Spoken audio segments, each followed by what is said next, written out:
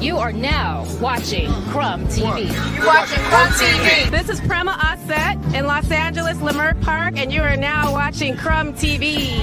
You are watching Crumb TV. We're watching Crumb TV. You are now watching Crumb TV. So subscribe. I am the Grand Sheikess, Unity Temple number 80, More Science Temple of America, and you are watching Crumb TV. Yo, this is that kid 179. You're now watching Crumb TV. Crumb TV. Peace, good brother. How are you?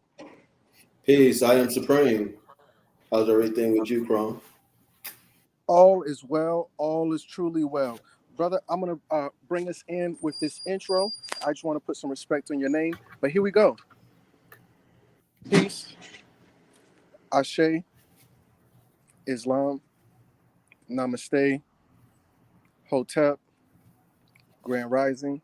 Assalamu alaikum. Walaikum salam. Bum dia.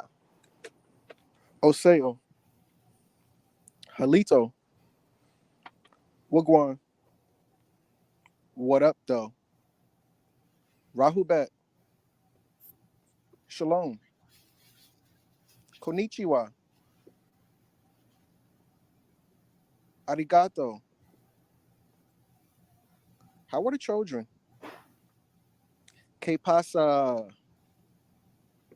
Whatever the greeting is in your respective language, I am your humble brother Crumb here for another installation of Crumb TV. You already know what it is, family. Actually, you don't. There you go. You already know what it is, family. This video is called No Reparations for Black Wall Street. Before I jump into it, we try to do the first 5-minute thing. So we call that housekeeping. So in the first 5 minutes, if you are a master student, you already know what it is. Then hit that like button on the way in. It's just like when you go to somebody's house and then you wipe your feet before you walk in the house on the welcome mat. This is the welcome mat for the master students. Hit that like button. For everybody else, you can just hold your peace to the end. Also, for the master students, if you could also comment on your way in. Let's do something a little bit different. Drop your favorite emoji and or roll call. City, state, zip, country, coast, island, whatever the case may be. Tap all the way in, family. Okay, so with that said, I want to make a little bit of time for you, brother. Can you tell us who you are and where we can find you at? If you hear my voice, then you're part of the revolution. My name is Palmetto Star, the host of Two Raw for TV. And I can be found on Instagram at Win the Revolution. Beautiful, beautiful. Brother, give me 1 second. I'm going to send you this thing and we can just kind of, well, actually here, could you share a screen and open up YouTube? All right. Share the screen. I think I remember how to do that. Maybe not. Okay, yeah. Share the screen. And then what do you want me to share? YouTube. Okay. YouTube. Okay.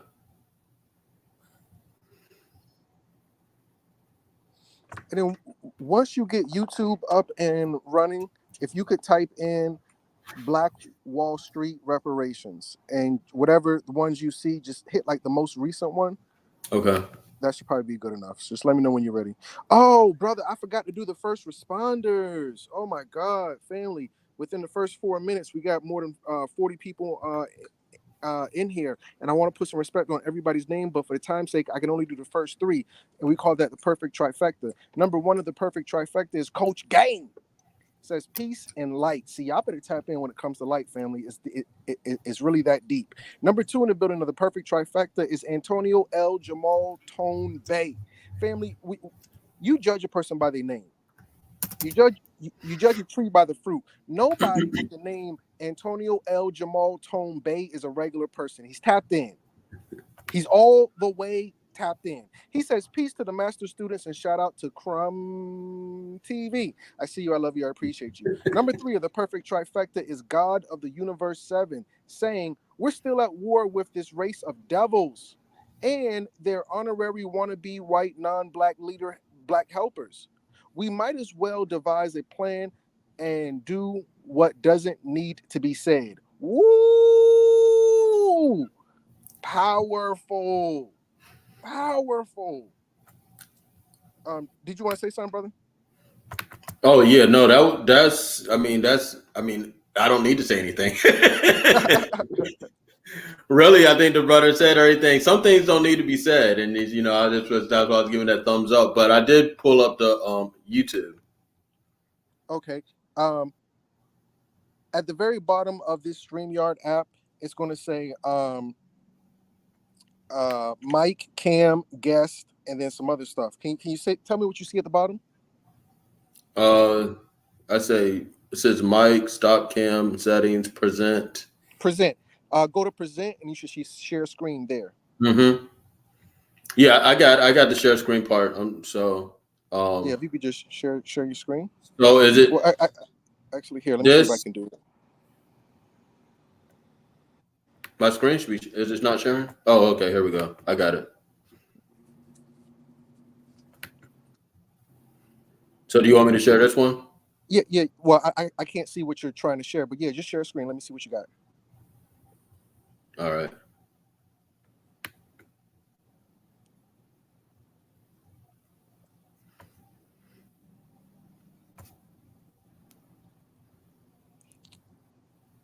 Is it thinking? Yeah, it's gone. It's gone. Okay. It's loading.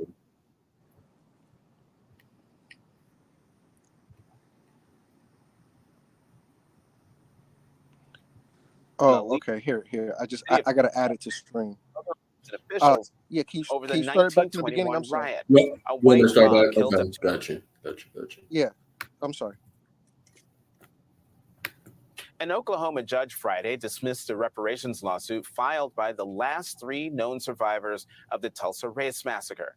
The survivors have been locked in a legal battle against the city of Tulsa, as well as other groups and officials, over the 1921 riot.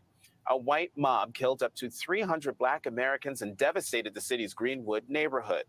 The dismissal of the lawsuit comes as some are trying to downplay the racial component to one of the most horrific displays of white supremacist violence in American history. Oklahoma State Superintendent Ryan Walters was recently asked how teaching about the Tulsa massacre didn't violate his strict ban on critical race theory. His response, you sitting down? Quote, let's not tie it to the skin color. Meanwhile, in California, the fight for reparations reached a new level as a task force unveiled a comprehensive 1,000-page report on the ongoing harms experienced by African Americans as a result of slavery. The plan also proposes recommendations for financial compensation and could be a blueprint for other states to follow.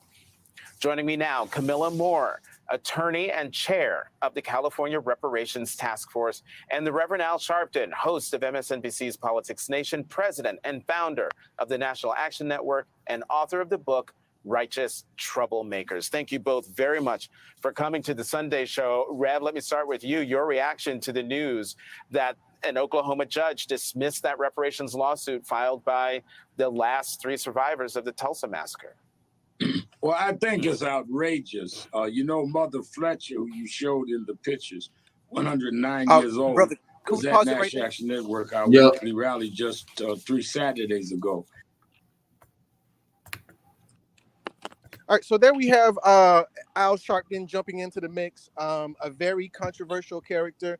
Before we weigh in on the commentary as well, I want to kind of give a little quick overview. So, Tulsa, Oklahoma, the Tulsa race riots, which was more of a white terrorist assault on a nonviolent economic center of the melanated community. And they applied for reparations. But this is the thing that they're not telling you up here. Family, this woman is 108 years old. The Tulsa thing happened she's 109. It happened 107 years ago. And they celebrated, the city of Tulsa, Oklahoma, celebrated these 3 people. How did they celebrate them? with the city, and the city made over $30 million. This is 2 years ago. The city made over 30 million, 30 mil, a million. I'm a million. So after the city made 30 million, that is what prompted them to say, hey, well, out of the 30 million that you collected, because remember, Tulsa is would never have made that money by themselves. Can we get some of that? The city said no. That's when they filed the lawsuit. Now, ain't nobody trying to get no reparations from you. I'm just saying, if you're going to make money off me, then can I get a little bit of that? Brother, all right, I've said enough. Let me breathe. Please add value. What say ye? Well, it's completely outrageous, and it sort of shows like the whole reparations thing. While reparations is, I mean, it's a great idea. We have the legal backing, just like, I mean, there's no way that these descendants of what happened are these people that actually went through the Tulsa, Oklahoma riots, which was actually a race battle, just a battle of races. There's no way they shouldn't have been able to get any money from that. But the judge, which her name was Caroline Wall, she dismissed the case, and I'm not remiss that she used the legal term with prejudice. So she used that term with prejudice, as a way so that they can't refile. But I just say with that term in itself, it speaks volumes, because I'm sure there's different ways that she could have used it with doing the same thing without using that wording. And she used that wording with prejudice in regards to these survivors of this horrific act of war against Black people. So I thought it was completely crazy, and it also shows how Pink Power is just on code. They're on code. She knew that she couldn't give them these reparations because it would be a domino effect if she gives reparations to these survivors of war.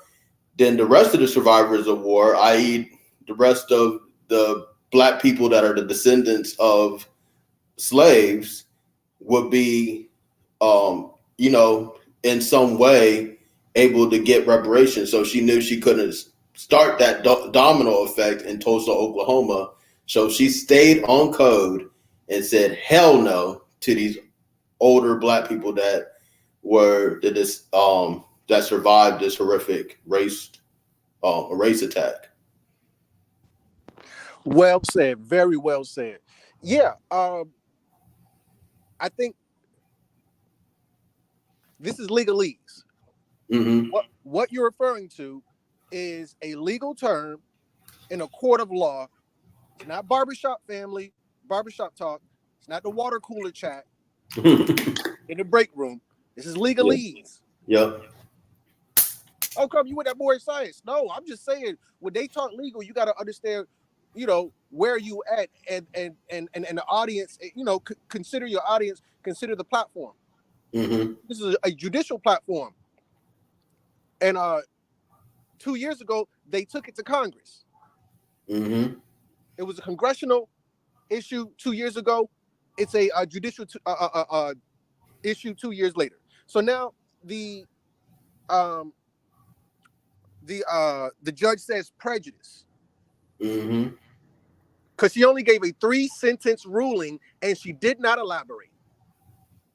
Hey, based on what the state and the municipal, the state and the municipality have said, we have to throw this out, and you can't file again without prejudice, or something to that effect. 3 sentences. She didn't say why. She didn't give no reasoning. It was like, okay, listen, answer's no. Get the F out of here. Don't come back. Right. And now when you're dealing with the word prejudice, this is how I deal with my family, our people.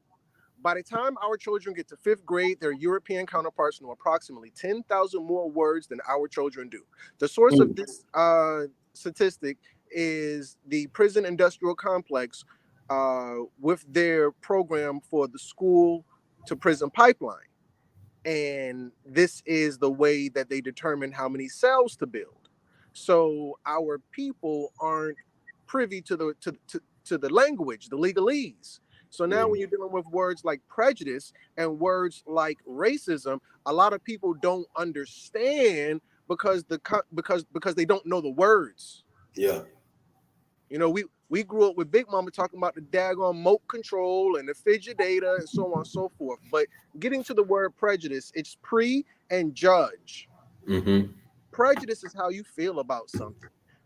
Now, when we confuse prejudice, it's oftentimes with racism. And I don't know, was he trying to throw us off the trail?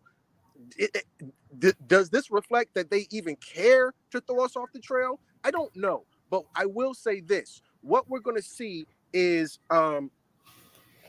what happened had nothing to do with prejudice, because none of us speak legalese. We're not lawyers. Mm-hmm. So we understand prejudice versus racism. Oh, that judge was prejudiced. No, racism is an institution. And I don't want to tell nobody nothing. A good teacher can't tell you where to can't tell you what to see, only where to look. I want to ask the listening audience. We're going to start with 111. See, can we get all the way to 999? If you understand that racism is an institution, press 111. Meaning, racism isn't how the neighbor feels about you. That's prejudice. If you understand racism is an institution, meaning it's going to show or exhibit itself through standardized testing, press 111. Through again, the prison industrial complex that targets little black boys, press 111. Through redlining, 111. Through loans, giving them to certain people. If you understand racism is an institution, then hit the 111. If you, okay, actually here, family, let me just take a moment and breathe. I believe the Minister of Information has joined us. I just want to acknowledge and put some respect on his name, but it looks like he stepped away. So when he comes back, I'll acknowledge him. But while we're waiting on him, if you understand that racism is not how people feel, listen, family, I am not your mama. I'm not going to be over here talking about people's feelings. I don't care how you feel. We're talking about the institution of what is. But yeah, now that the minister has arrived, I want to take a moment and breathe and just kind of acknowledge him. Peace and love, Minister. How are you?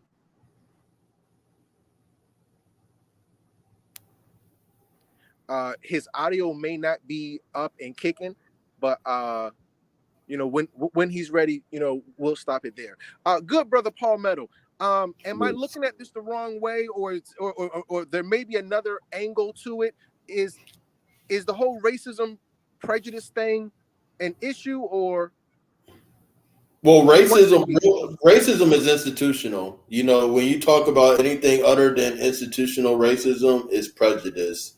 I could say all these so-called slurs against Asians, but that's not racism. Racism is then taking that mentality. I don't like Asians, and then locking the mass of them up, and then disenfranchising them, from being able to do anything for generations and generations and generations. That's racism, and they try to confuse black people because they want to say, oh, black people could be racist too. Not in this current climate. You know what I'm saying? Racism is basically prejudice with power behind it. There's power pushed with the prejudice by these institutions, the school system, the health system, the legal system. So, that's racism. It's not prejudice and racism are two different things. However, I just think it was very, very funny that she used that legal term in this particular ruling. And I don't think it was, accidental. You know what I'm saying? Like she did that on purpose to sort of give a message to Black people. That's my personal thing. So she used her prejudice. Her prejudice is backed with power, which is racism. You know what I'm saying? So her prejudice is backed by the whole legal system. So I'm not a lawyer or anything like that, but I just find it very, very funny, that she used that particular legal term in this particular case. Let me just take a moment to acknowledge the minister. I think he is up and running. Peace and love, minister. How are you?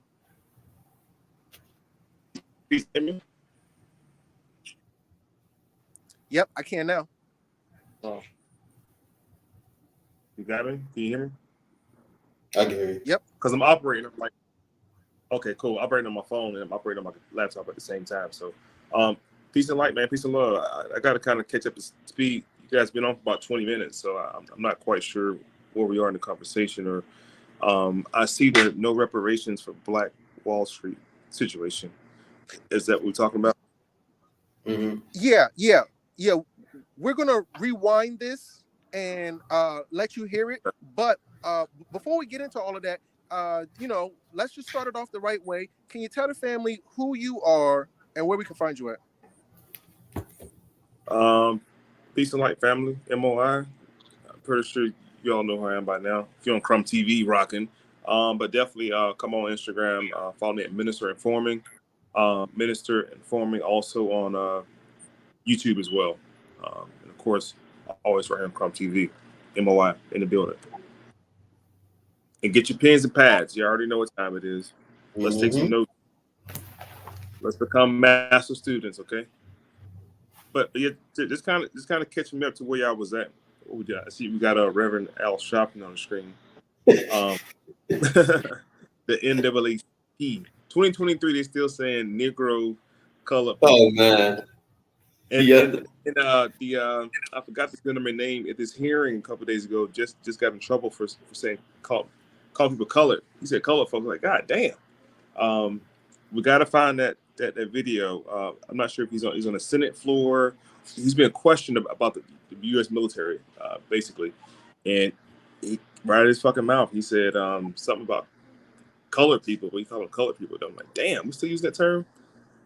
So I'm pretty sure that we can tie that in at some point. But that's like the latest news dealing with colored people. So kind of catch me where y'all at right now. Yeah, good brother Palmetto. Could you start this over and run it from the top, please? I'll rewind a bit.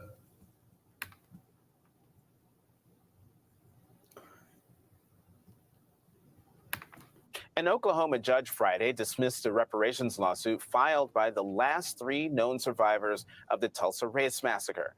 The survivors have been locked in a legal battle against the city of Tulsa, as well as other groups and officials, over the 1921 riot.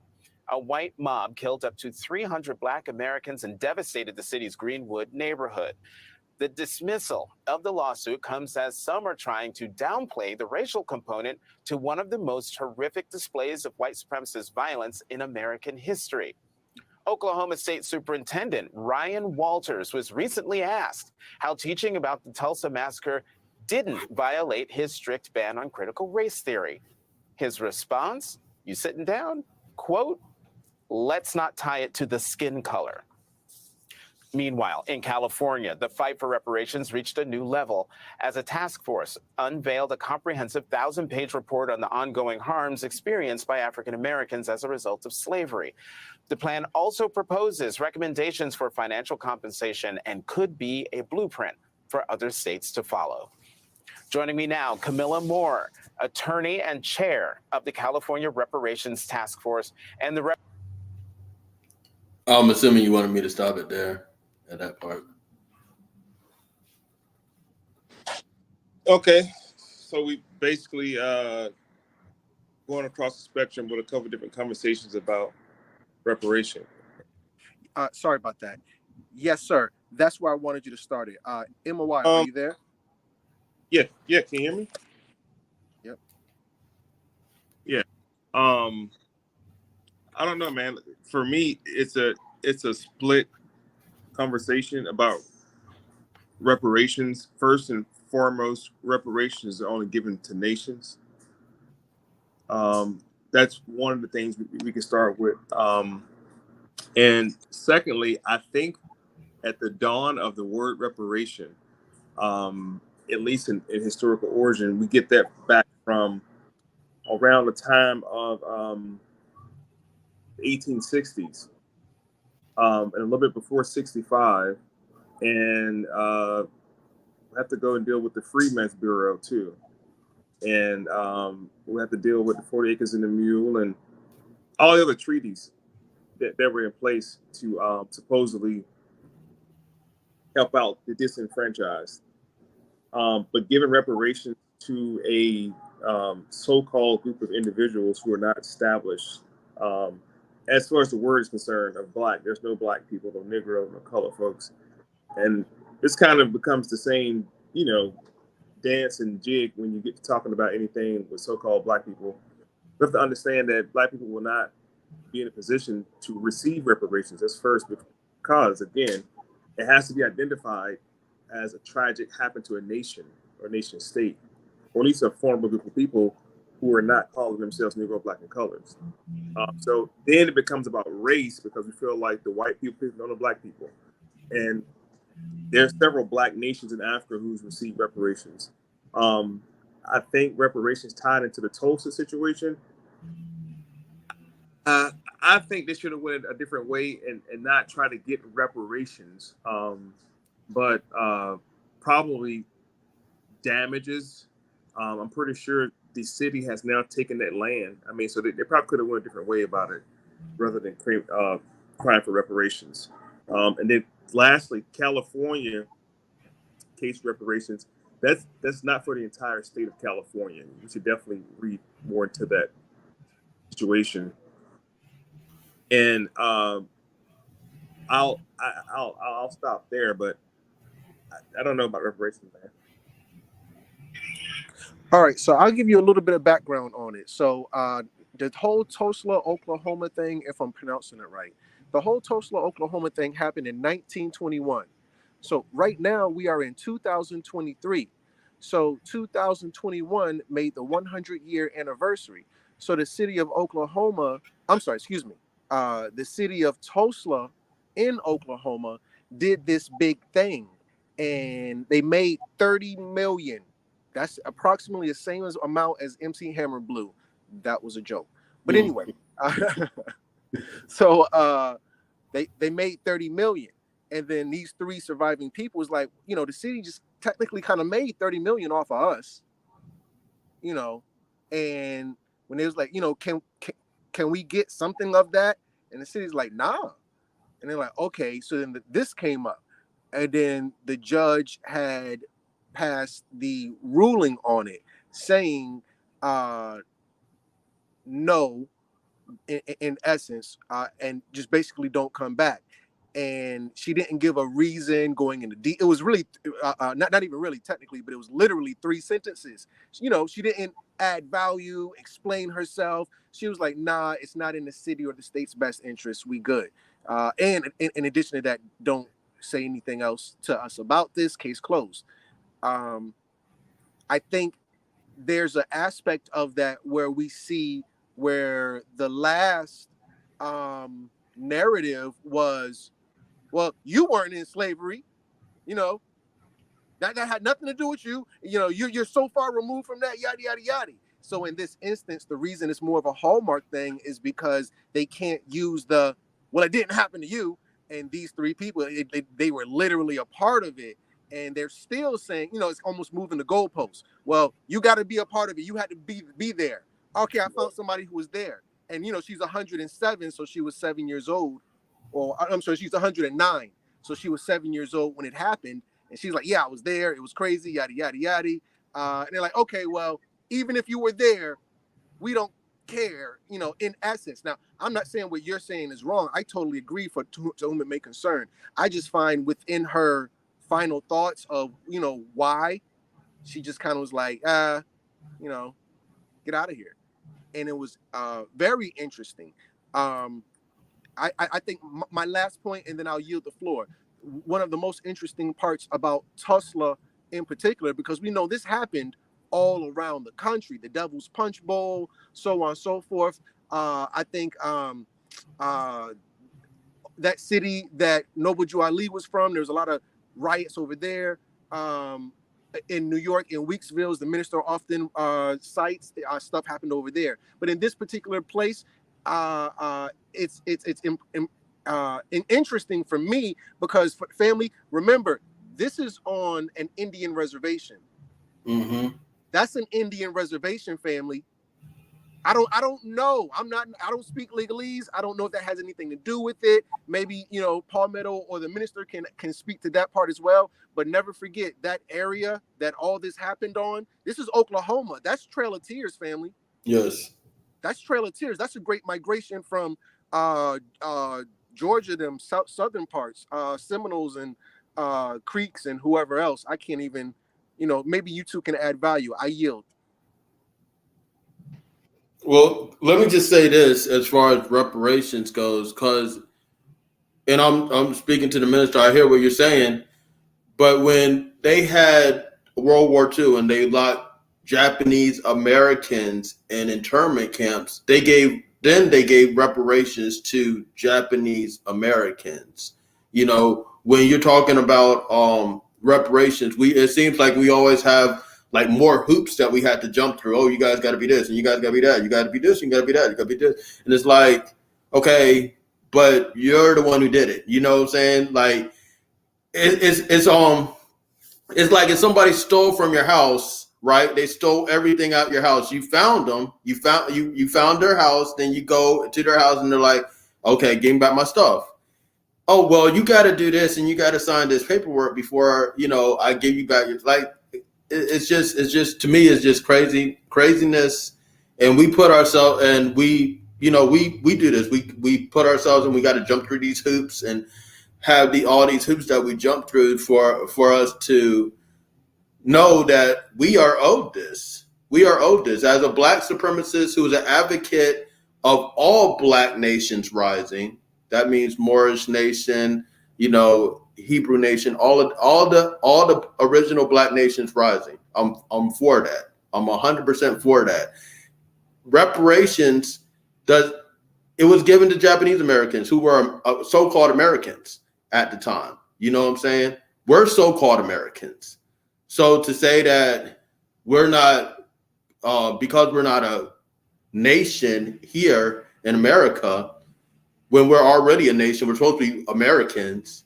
I mean, that to me, that's kind of like crazy talk to me. You know what I'm saying? Because it's like, why? What else do we got to do to prove that we are owed money that was stolen from us? You know what I'm saying? We give value to this whole country.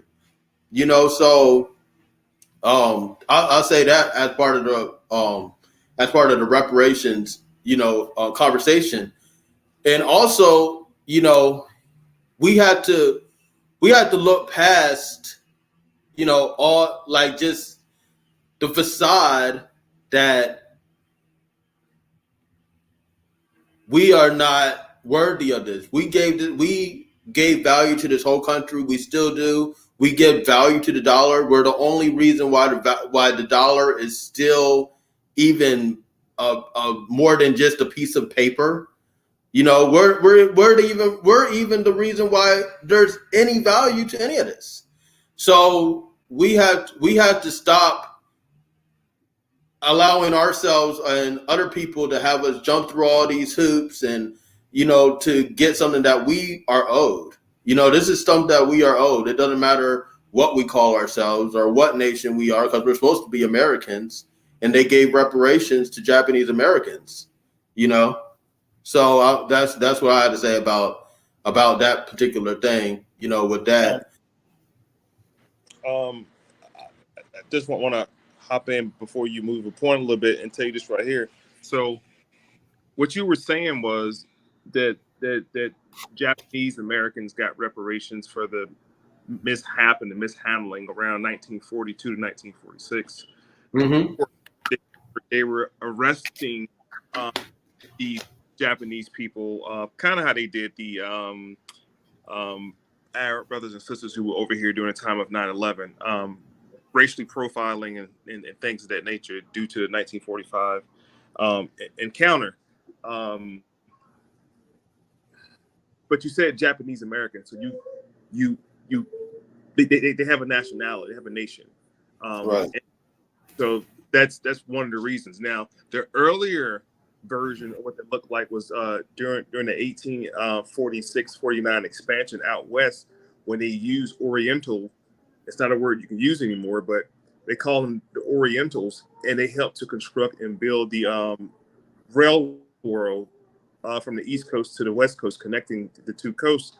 They worked for nothing. That was slave labor. They received no reparations from that situation at all.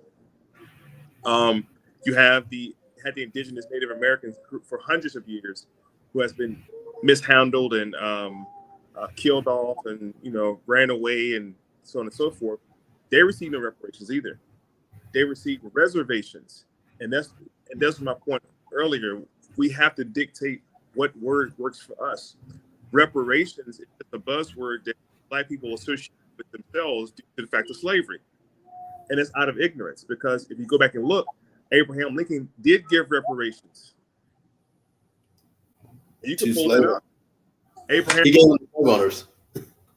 I'm sorry, say again? To slave owners. Right. Do you know who a lot of them slave owners were? Black people were slave owners. Yep. Received reparations already in Louisiana, in South Carolina, in Virginia. So when we have this conversation, I just want to have the whole entire conversation. So we feel like, oh, we owe some, where your family might have got something already, because Black people own other Black people. There were Black slave owners. And Crown, we need to do a whole segment on Black. Hey, can I speak on that too? Because I'm about to. Okay. So those Black slave owners were associated with the nation. They were Moors. Because you had in this country during the early parts of America, you had these Black Moors walking around with Black African slaves and the rest of indigenous slaves that they had, and pink people had a treaty with them. You know what I'm saying? And then when pink people's numbers got up, they were like, you know what? Bump this treaty. Fuck this treaty. You know what I'm saying? Where anybody that has dark skin is subject to slavery. So those Black slave owners that you're referring to, they were associated with a nation because they were Moors. You know what I'm saying? We're one of the main people in the slave trade. So we got to put it in real perspective about who these people that they gave reparations were to. They had broke treaties with them as well. Because you got to understand that in this country, there was Black people walking around thinking, free with Black slaves. You know what I'm saying? So they got to put it in real perspective of what was really happening. I'm sorry, Minister, give me just a second. Let's play a little bit more of the thing, and then we'll get back into it. How many seconds are we in? How many minutes are we in? It says 38. Okay, yeah. Well, let's at least try to get to the minute or a minute and a half mark, and we can jump right back into it. Let's see what we got. You're talking about with the Jesse Jack? Not Jesse. Tomato. All right, I'll play it. All right, here we go. Thank you.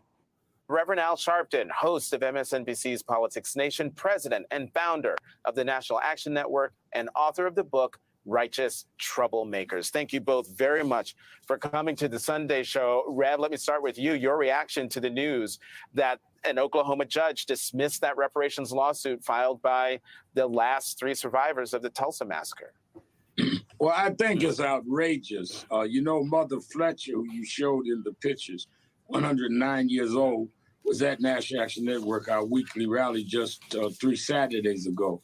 And when you hear the horrific story of what happened in Tulsa in 1921, she literally had to hide under beds to even survive it. Over 300 people killed, based on the fact that a young Black man in Tulsa was falsely accused of something with a white woman in the elevator downtown Tulsa. A mob came and put that young black boy in jail. The community, some of the men came down to stand and say, "You're not going to lynch this boy." And whites gathered and burned down the Greenwood section, which became known as Black Wall Street, because all the businesses, the land, the property was owned by blacks. Burned it to the ground, ended virtually everybody because they were black. And now you not only dismiss the lawsuit of people that suffered economically, lost everything, you now going to have a school superintendent statewide that say, don't even mention race in a race massacre. That's like saying don't mention anti-Semitism about the Holocaust. This is outrageous, and it's something that gives with the climate we're in.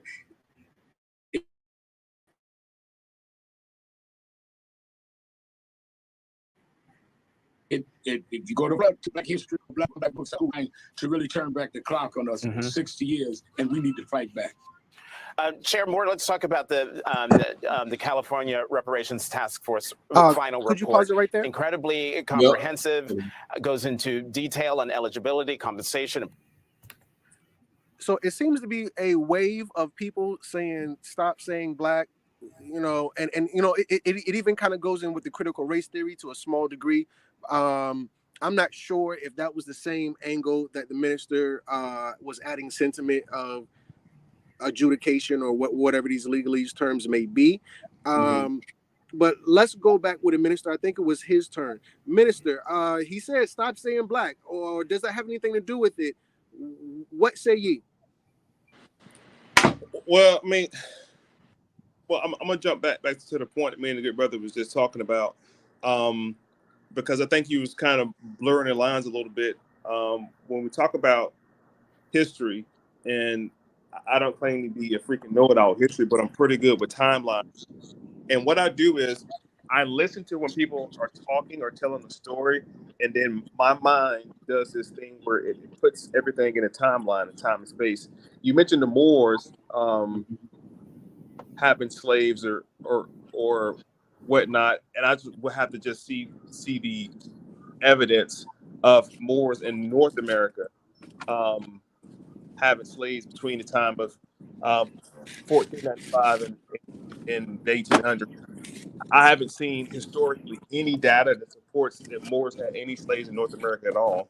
But when we talk about people who are already here in North America of color, who were turning their own people over to the institution of slavery, then we can start drilling down on people like Chief Tamachichi of the Yamaka in Georgia, who turned over massive amounts of his people over to the Europeans.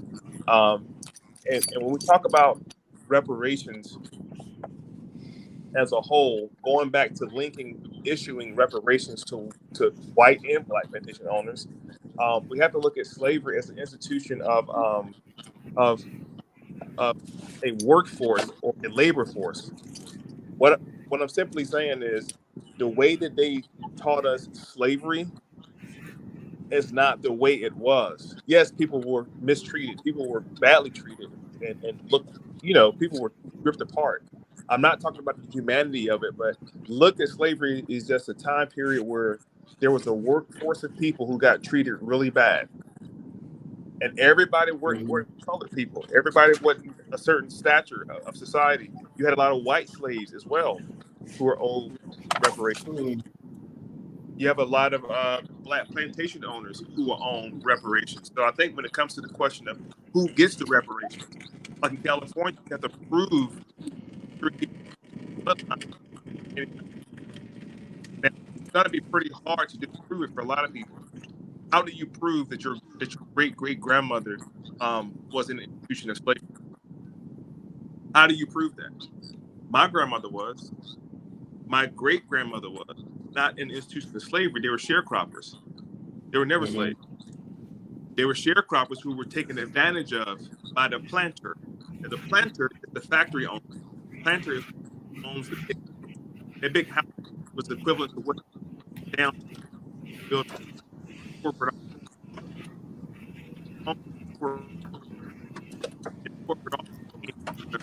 market.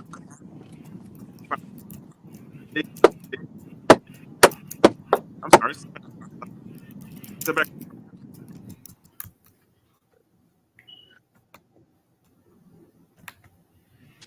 brother hear me?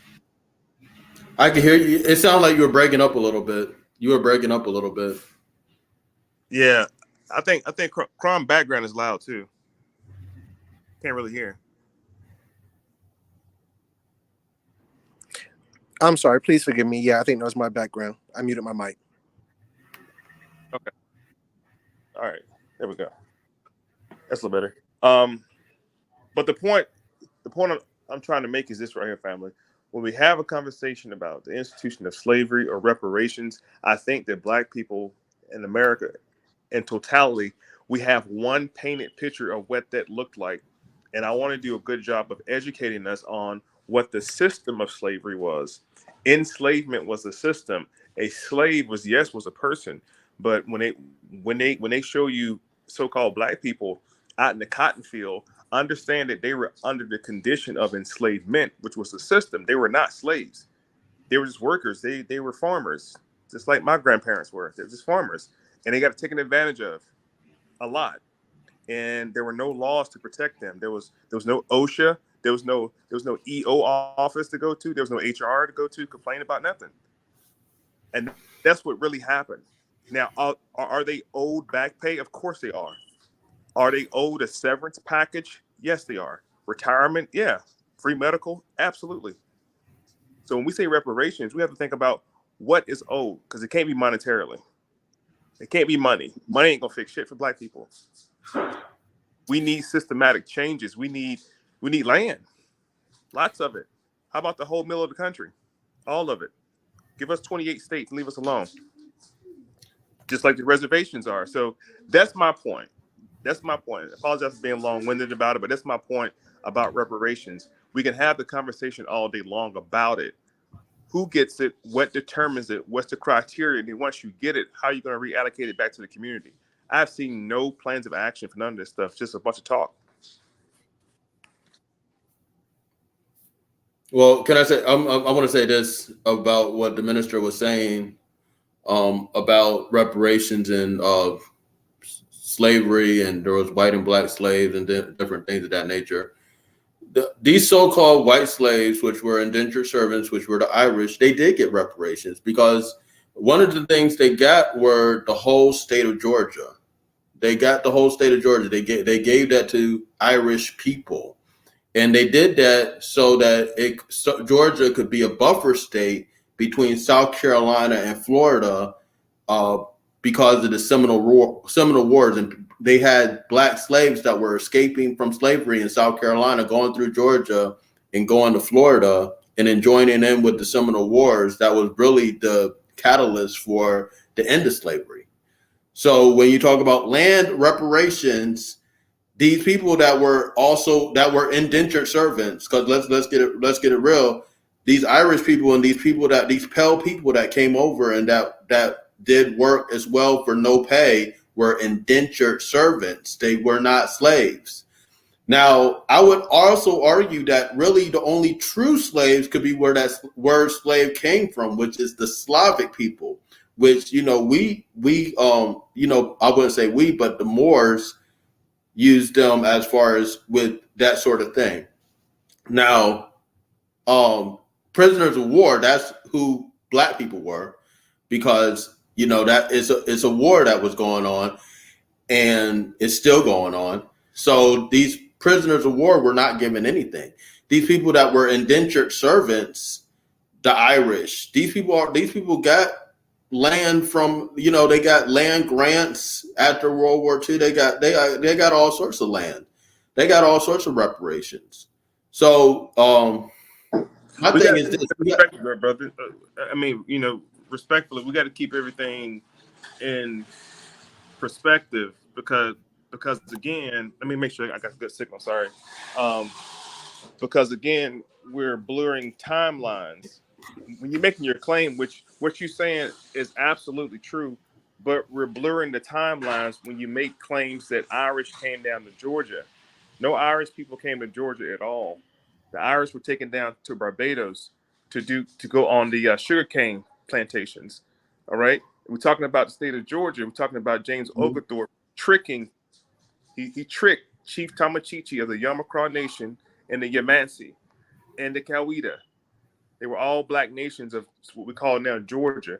Georgia was so overran with white slaves. I wish you could pull this up on your computer right now. There were so many white runaway slaves from the colonies. Georgia wasn't even a colony yet. The first 9 colonies, these white, you call them district servants.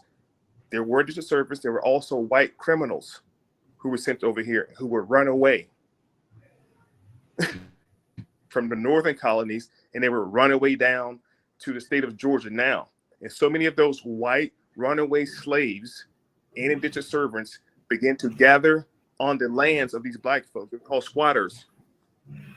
There's a lot of them. And that's why James Oglethorpe went to Europe to get the charter from King George to call it Georgia, to recolonize these white runaway slaves. That's the history of Georgia. These white runaway slaves came and they squatted on these black sharecroppers' land and tricked them out of their land a lot of the time too. But these just Native American Indian black folks who already amalgamated with the Geechee Gullah and the Geechee Gullah and the Yamacraw and parts of the Cherokee Nation out of Coweta County now. They ran down to Florida and they sent General Andrew Jackson in. There was the War of 1813. And that's the history of it now. So we get to talking about who were slaves. White people were slaves, not just the Irish. A lot of their vagabonds who they brought over here were just out of the prisons of Europe. So but that's the whole country, though. That was the whole country is comprised of pell-mell criminals. You know, that's who came over. That's who made this a corporation. These pell-mell criminals that came over here. You know, so I mean, you know, and then not only that, you think of the institutions that these people now, and they're still populating these institutions that promote racism. The Irish, who were the first slave catchers, but now, you know, and they still populate the police. These same Irish people, you know what I'm saying?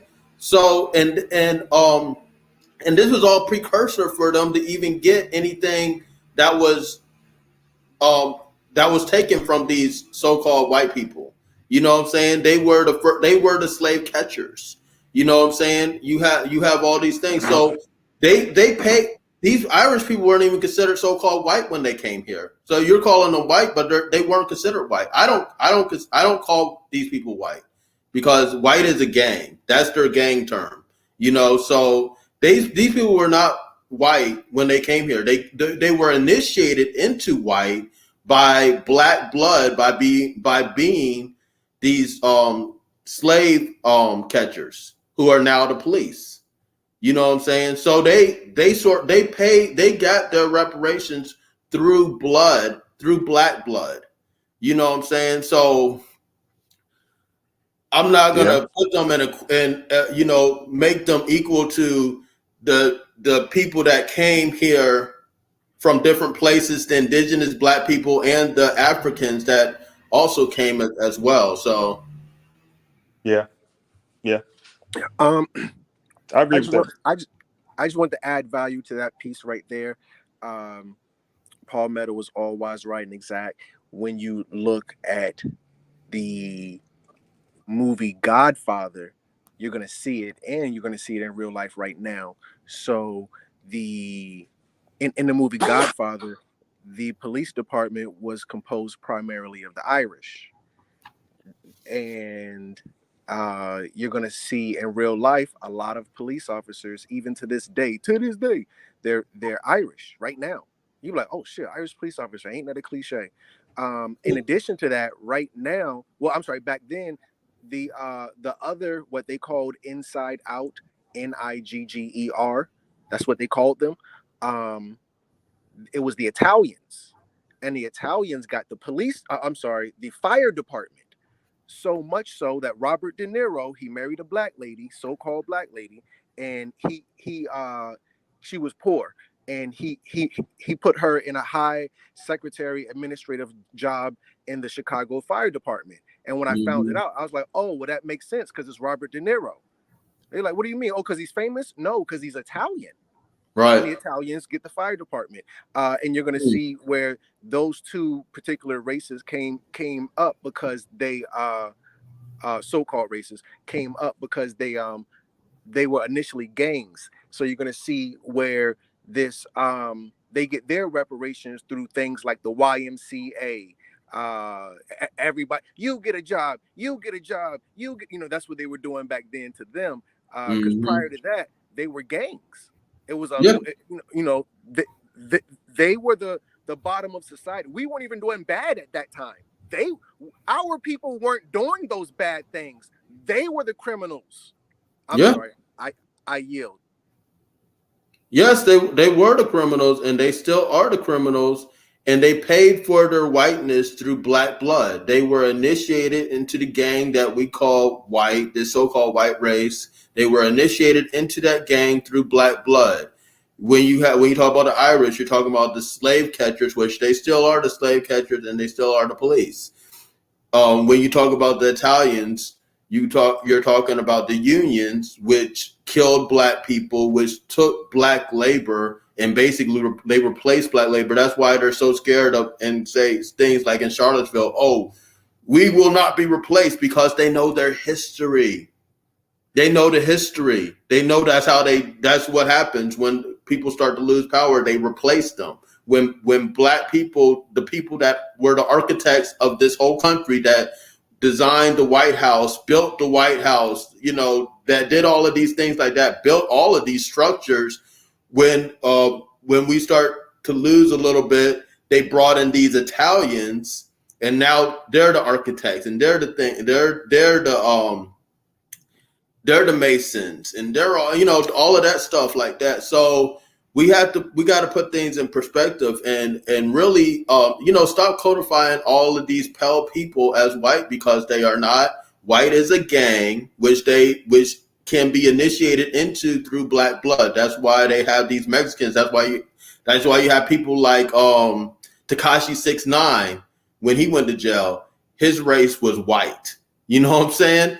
Because white is a gang that you pay to get into with black blood, and then you're privy to so-called white privilege and all of this stuff like that. All of these nations know that. All these people come here know that. That's why when they come to America, they shit on black people, because they know that's the initiation rite to get into whiteness. Now, I know we're getting so far off topic. I want to try to reel it back in just a little bit, but I do want to say this. Frank Sinatra, because we're talking about the Irish, we know they weren't white. The minister had said that as well. Then we go into the Italians. Frank Sinatra, I think it was Frank Sinatra. It might have been somebody else. Don't give me the line. But it was one of these famous Italian people. He said, "I'm not white. I'm Italian." Like, right. But nonetheless, the Moors will tell you, if you ask a white man what is he, he'll say white, and if you ask him again, then he'll tell you, oh well, my family's from, whatever the case may be. He'll tell you what he is. And then the whole Tekashi 6ix9ine thing, you're going to see the newest wave of so-called white people is going to be through the umbrella of Hispanic. I think that that's like a newer term. Minister, did you want to add value, please? Oh, no, that's good to continue, man. I was gonna ask bro about the whole initiated into whiteness through black blood and so on and so forth, but we'll save it for another time now. Fair enough. Good brother Palmetto, could you please and thank you continue the video? All right. And policy changes, Governor Newsom and the legislature are expected to begin considering the proposals next year. The number that jumps out is $1 million potentially per resident. Can you talk? How is that $1 million calculated? Well, thank you so much for having me. It's an honor and a pleasure to be with you both. what the task force decided was we hired 5 economists and public policy experts to help us calculate the pure monetary loss that African-American Californians have incurred since statehood over 5 harm areas, from health harms, mass incarceration and over-policing, unjust property takings, housing segregation, and devaluation of Black businesses. So what that 1 million represents is we're not recommending that the state pay out 1 million. What that 1 million represents is the average 71-year-old African-American Californian has actually lost $1.2 million over their lifetime due to exclusionary state public policy. And so what we're actually recommending is for the state legislators to read our report, read that methodology, and then actually prescribe the monetary amounts based on that methodology. And I am so glad I asked you that question because, that $1 million number is going to become part of a huge debate. And Chair Moore, according to a recent Pew poll, 80% of white Americans oppose reparations for the descendants of enslaved people. Are you prepared for the political blowback California and the task force may receive? So we know that reparations, particularly for descendants of slaves, has always been a politically charged idea. The state task force, we actually created a public education committee that is working to educate California's public on our findings, as the intro to this segment noted, to change the hearts and minds of all Californians to support this idea. So we know there's a steep battle ahead, but we're prepared for the fight. And Reverend Al, the report has been hailed by some task force members as a blueprint that other states could follow. As the issue of reparations makes its way through the state legislature and becomes a national debate, what are your thoughts on Republican candidates potentially using it as a major issue in 2024? Okay. I think that, first of all, as all right. Can you guys hear me? Because I know I got a lot of stuff going on in my background. Oh, yeah. Okay. Yeah. Okay. But you can pause your mic until you're ready to speak. Minister, I wanted to go back to the don't say Black thing. And I totally agree with that. And I heard you speak on something before a long time ago coming from, I believe it was Dr. Joy DeGruy. Don't get me to lying, but something just benign neglect. Brother Palmetto, could you pull up the Wikipedia article titled Benign Neglect? Where the only time they deal with you is when they're on a campaign trail and they do things like Hillary Clinton with the hot sauce in the bag, where she was pandering and cooning for so-called Black people, but you're not going to see anything real from them under the policy called benign neglect. Good brother Palmetto, could you just pull up the Wikipedia article on a new tab? Let me see what you got here. Yeah, that same window that you're sharing, just go under a new tab and pull up the Wikipedia article titled Benign Neglect. Okay, yeah, I got it. Hold on. I got you. Where and while he's bringing it up, just wanted to add the fact that the so-called Black people have always been levied or leveraged in the rights of politics because they know not the ins and outs or inner workings of politics. You see it happen. Supposed Juneteenth situation where the letter itself was being read out loud was talking to 2 different groups of Black people. And the second group of Black people, called the freedmen, were told to continue to stay in their houses and work for wages. These same freedmen, after the reading a citation of Juneteenth, they went and gathered all the enslaved Negroes and converted them to be Republicans to gain more votes in Texas. So this pandering game to get Negro votes have been going on between Black people and white people for years. Eons. Since the dawn of time. This goes back to the 3/5 compromise, by the way. The Three-Fifths Compromise was about the same exact situation. Remember, it said, "Hey, listen, there's too many of y'all black people. Only count 3 out of every 5." So that was a 3/5 compromise. Not that you're 3/5 a person. I hate people. That's so fucking ignorant. That's not even what that said. People are thinking that they call us 3/5 of a man. No, that's not what they said. Nigga, they said out of 5 people, only count 3 because of the vote. If Missouri had became a slave state, they would have outvoted the non-slave states. So it's all about politics going back. So when I hear stuff like this now, I told you, my brain is wired for history. You go back and read the history, it's the same shit. The pandering to leverage black votes and blah, blah, blah, and so on and so forth. It's going to continue straight ahead until black people realize that you don't have to vote at all. Just stop participating in their society. You got to keep begging for stuff owed to you. Like, all right, fuck y'all. We have the real buying power. They know that. They know that. But you also realize if you give, this is just one state. Imagine if all 48 territories decided to give $1 million each to the population. Fuck the 48 states. I'm going to pass the mic in a second. Imagine if $1 million were passed out to every Negro in Atlanta and Charlotte, just a major black cities, DC. And every black Negro got $1 million man, we'll buy it. What? Now, I'm not talking Negroes back in 2004. Not the bling bling niggas who just wanted to buy jewelry and cars. We had a group like that back in the fucking 90s. But in 2023 in Atlanta, our people are so fucking educated on real estate, property, assets, portfolios. They know we'll take over. The real takeover. Because we can buy our way into politics like they do. We can buy our way into legislation like they do. We can start changing some shit and start leveraging some shit with that money. Now, you can have some Negroes that are going to go, fuck off a little bit, but that is what it is. I yield the floor. And can I say this? I'll say this as well. It's ironic because, they're fighting tooth and nail not to give us any reparations. But at the same time, reparations is the only way they can save the dollar. That's the absolute only way they can save the dollar. Because black people are the ones that give the dollar value.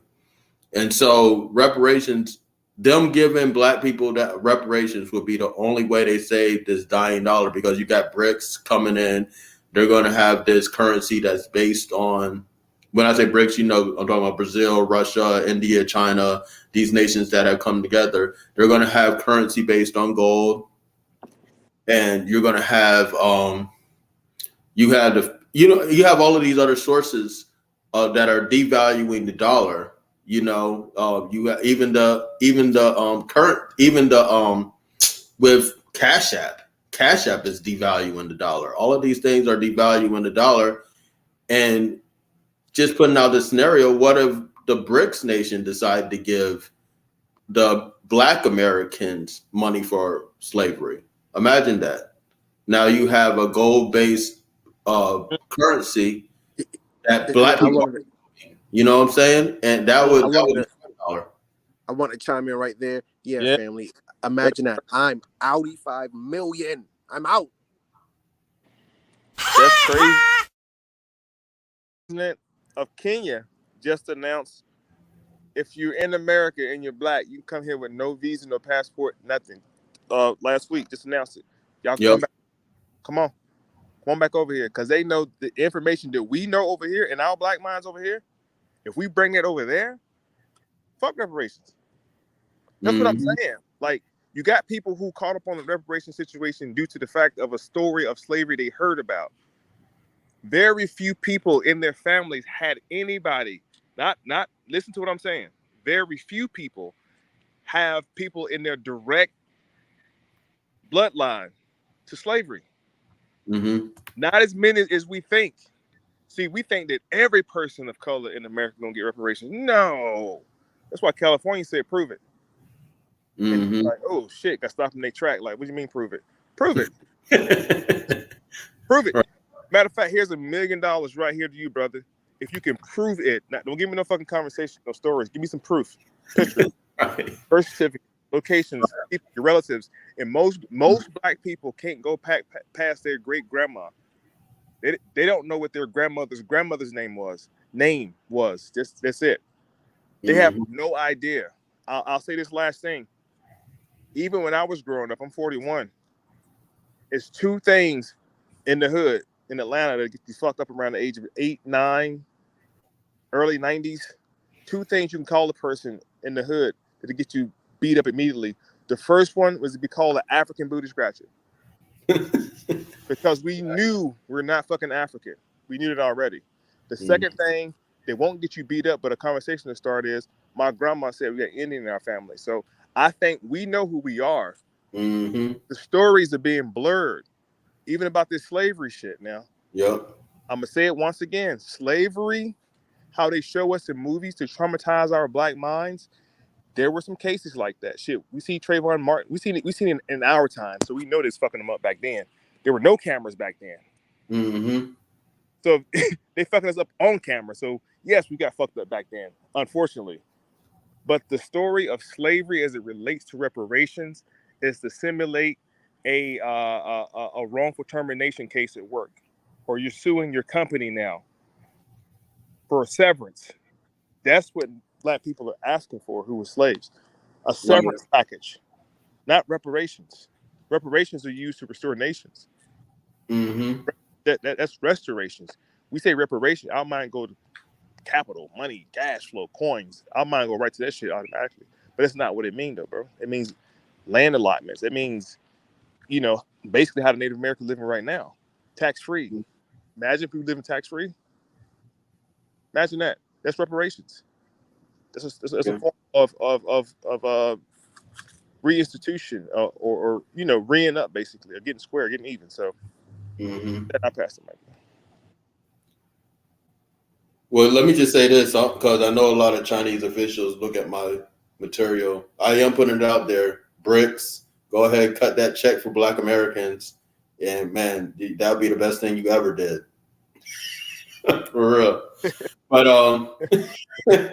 but yes, I'll say this. The picture that we are given of slavery is just so warped. It's this picture that these pink people were traumatizing all these black people for years and years and years and years and years. And let's be real, like when this thing started off, it was black people owning other black people and then Irish, and it was a whole lot of different things happening. This picture of slavery that we see that is promoted really didn't even happen until like the late 1700s, 1800s, when they codified themselves and established the gang of white. Because white is a gang, and they established that gang of white in the 1800s. So that gang wasn't even established in the 1400s. You know what I'm saying? Yeah, I agree 100%. Could we read this real quick? Do you mind, Okay, is this what you were referring to? Is this the thing that you were talking about, Crumb? Yes, sir. Benign neglect. Okay. Can you see it, or let me do this. Let me put it up a little bit.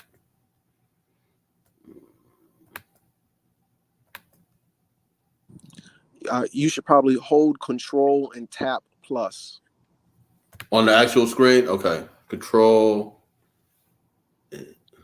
Oh, I was actually on the keyboard. Hold the Control button and tap the plus button, and the font will get bigger. Okay. Yep.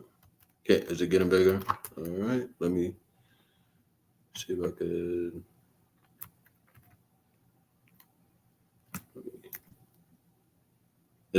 That's good?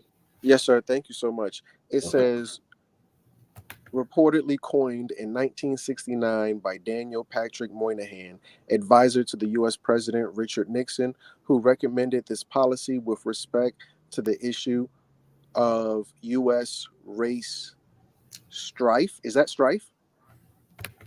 It says, yes, U.S. racial strife. Okay.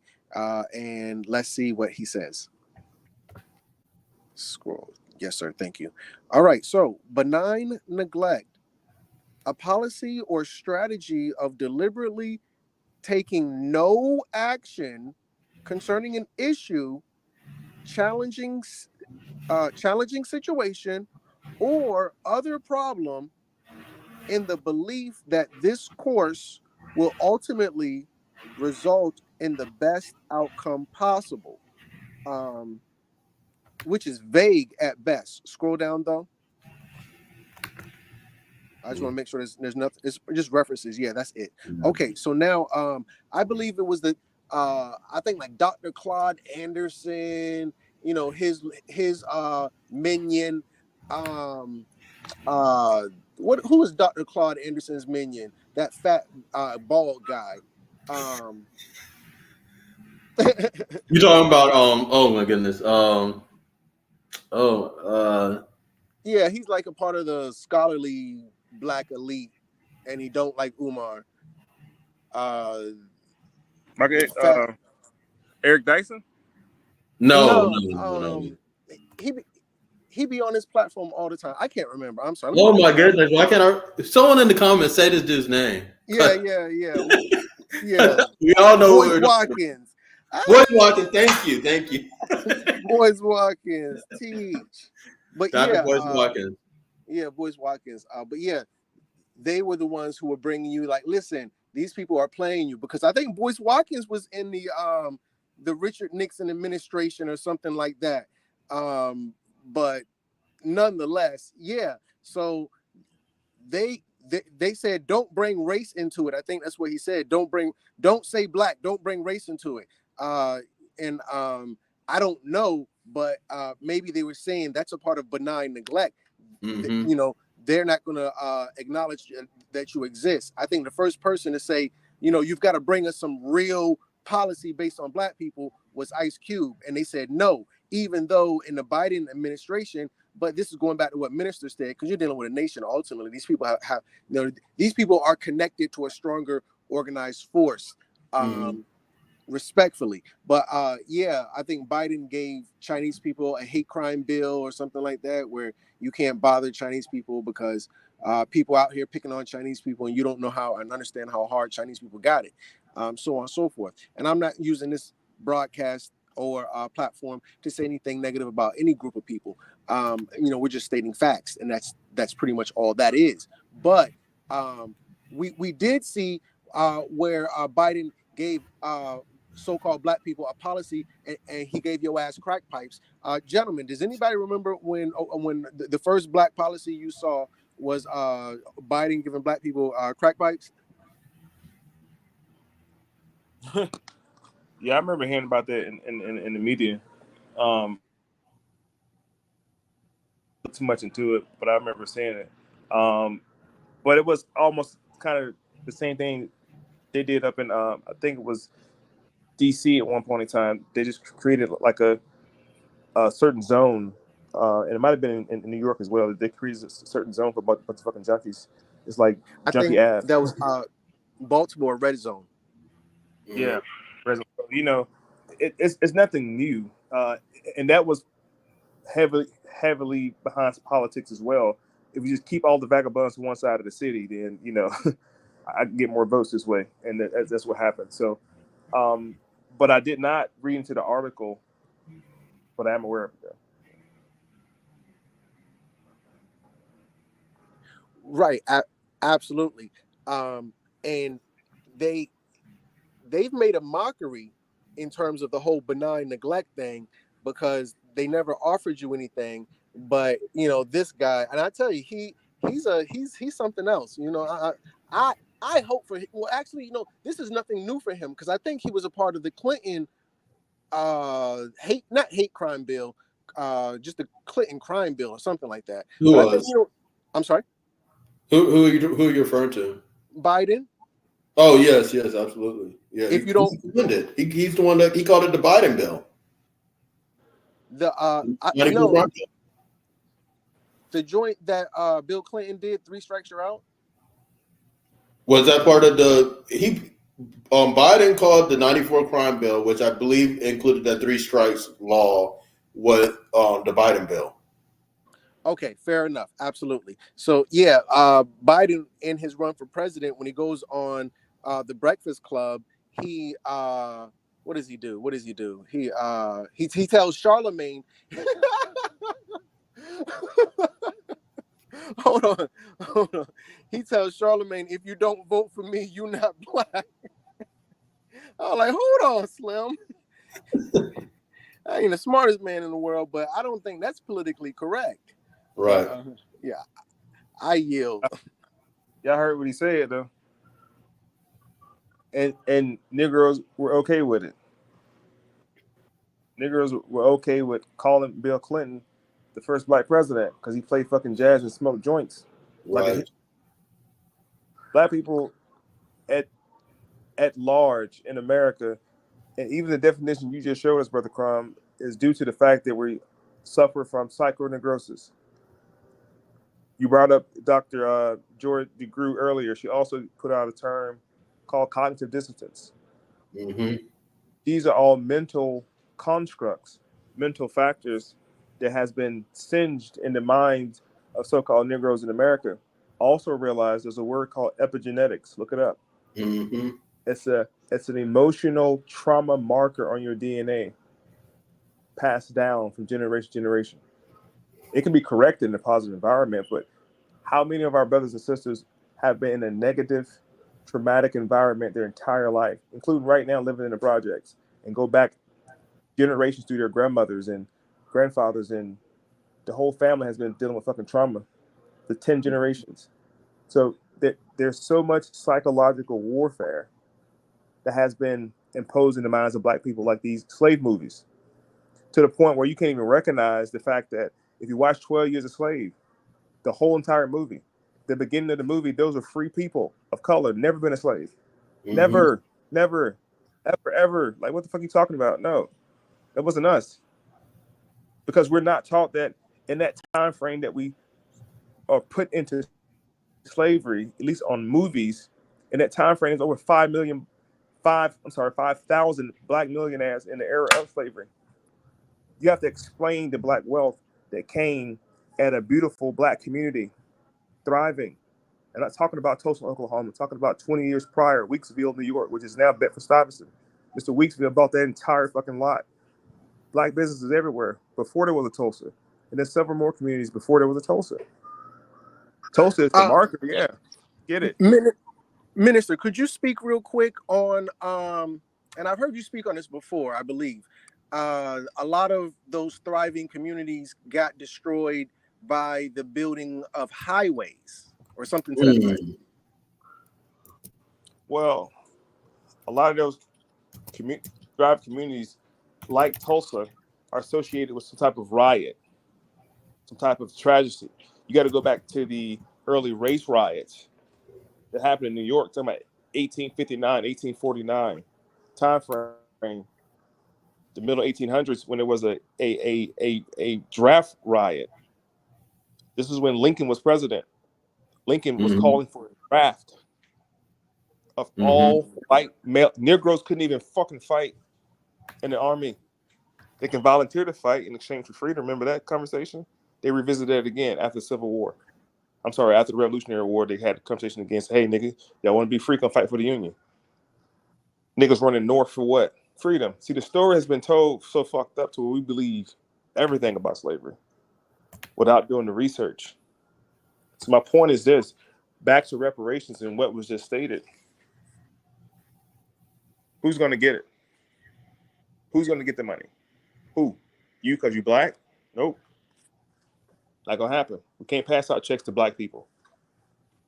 Any free money that was passed out to black people in time in the period of America, look at the name of it and look what kind of bill it was attached to. Remember the welfare program? Remember that? The welfare program came off the heel of WIC, which was created by the Black Panthers in the 60s. Yeah.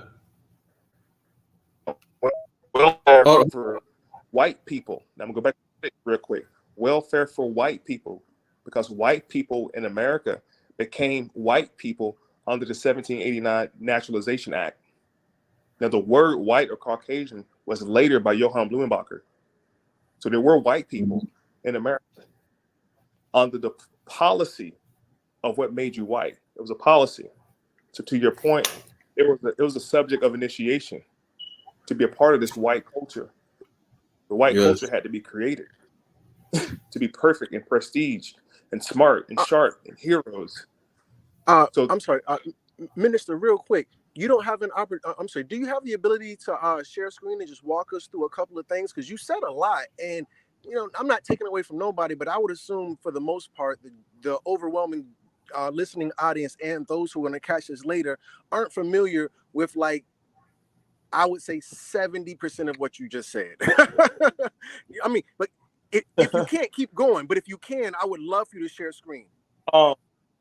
Yeah, my laptop is slow. It's like slow connection, or whatever the case is. So just like it was last time, like lagging to pull up, whatever the case is.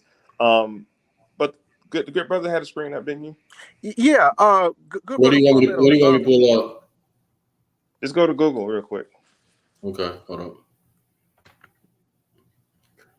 But my whole point, family, to this conversation is still dealing with reparations. I just want us to get a little bit more educated behind it and not get so excited at the idea that some cash can be put in your hand.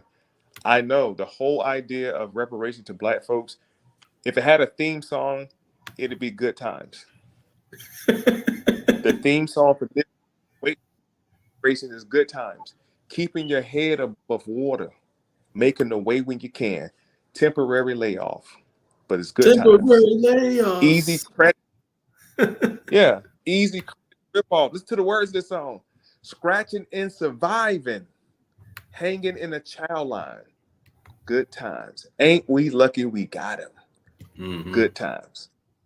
And that's the reparations theme anthem for Black people in America. Stand for the Negro reparations.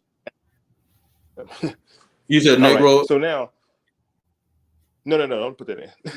Don't put that in. I was saying the theme song from Good Times is the Negro reparations anthem. That's what it is. Right. Now, what I was beginning to explain was the dawn of whiteness. Put in the 1700 Naturalization Act. Naturalization. All right. 1700 Naturalization Act. Now I'm gonna teach y'all the difference between what happened between nationals and natural. There's natural and then there's nationals. The nationals were the people you've been hearing about the whole time. I'm gonna tell you how psychologically fucked up we were. Remember cowboys and Indians? How we never wanted to be the Indians? They knew that they knew they had IS. They're like, yes. They don't even want to be themselves.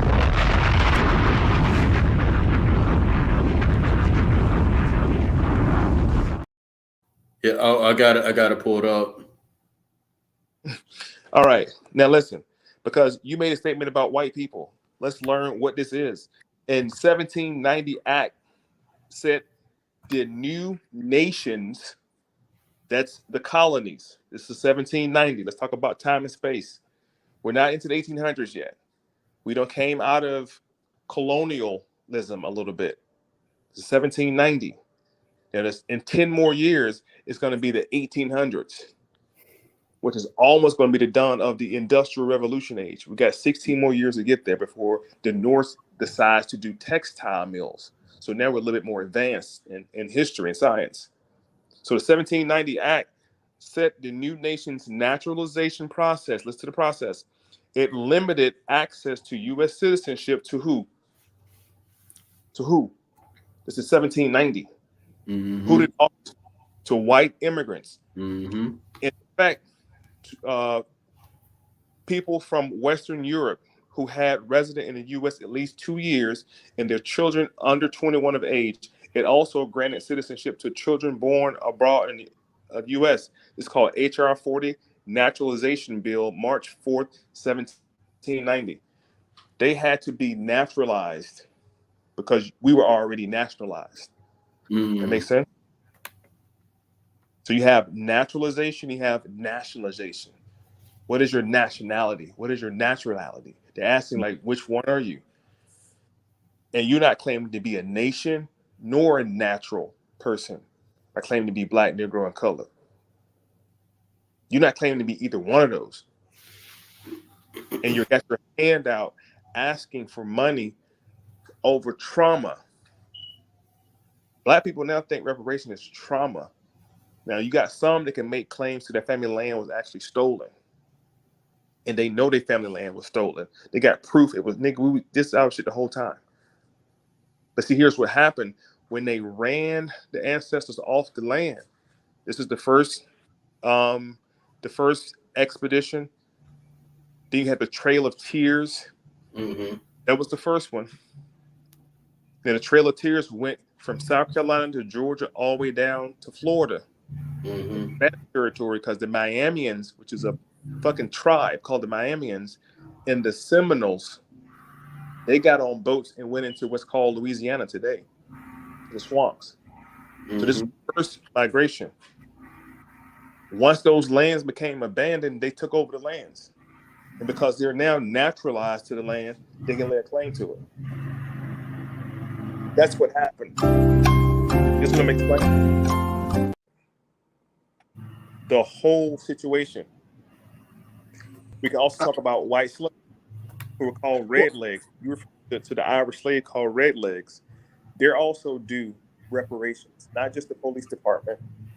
They also due a term of payment of some sort. That's what reparations is. Anytime we go to war with a nation, we have to pay reparations. Anytime there's a war. Minister, I wanted to ask, because we brought up the whole critical race theory. We don't say black. We even talked about the Moors. Just want to kind of see your perspective on, should they have gone and said, hey, we are indigenous. This is reservation land after all. Maybe say something about the DRIP Act coming from President Obama or something. I'm just throwing something out there because I don't know. I just want to see, what was your take on, should they have said Indian or something like that, Aboriginal, whatever. Well, we can't say Aboriginal or whatever because those terms, bro, is what's going to be the thing to get you in the door for the conversation. The word Indian denotes a certain group of individuals, whether it was North America, Central America, or South America. It denotes a certain Mongolian amalgamated individuals who came over on the Bering Straits. Mm-hmm. It identifies them to the word native because that's what a native is. Now, indigenous is a whole other term. Like, plants are indigenous. People are indigenous. One indigenous group are called the Australians. They're Aborigine, not Aboriginal. That's not a word. Aboriginal means away from the original, a native. They're Aborigine. It's a different word. That means from the beginning. It sprouted with the dirt. They don't know how old they are. What they do know for a fact is they're not related to Africans. That's what they do know for sure. So, go ahead. One more thing. You said nobody wanted to be an African booty scratcher. And someone in the comment says, in addition to that, no one wanted to be an Indian giver. Maybe it has nothing to do with it. You don't have to respond. I just want to kind of throw that out there as well. Please. The Indian giver part came from the fact that once the Indians woke up from their drunken slumber, because the Europeans would get them drunk and make them sign with an X. Once they woke up and realized what the fuck just happened, they came and get their shit like, whoa, man, you tricked me. That's what the Indian giver means. Mm-hmm. How do you want it back? That's what the term Indian giver means, right? They gave it to you, you want it back. The Indians were getting tricked. It became illegal to give Indians any type of alcohol in America. Got caught, it would fuck you up. Because white men were getting them drunk and just taking shit. And this was the Indian giving process. But for us to lay claim now to a real Indian tribe in North America, a Native American tribe in North America, indigenous tribe in North America, in order for us to lay a claim to it, we would have to know what we're talking about, kind of. Like, we got to get rid of the staticky noise of slavery, how they sold it to us in movies and shit, and realize, like, no, that was way later. It was way later. To your point, real quick, bro, we have to do our research and understand. We have to understand our tribes were overran and infiltrated Now, we learned about infiltration in the 1960s, 1970s with Hoover. Infiltration been going on for a long time in North America. Lois and Clark was an infiltrator. Okay, Cortez, those were spies. Ponce de Leon, those were spies. So that the shit been compromised for a long time. And the greatest compromisation what they did was they created what was called a $5 Indian. And when you became a $5 Indian, which you can buy your birthright into a tribe, how can they make a transaction? Because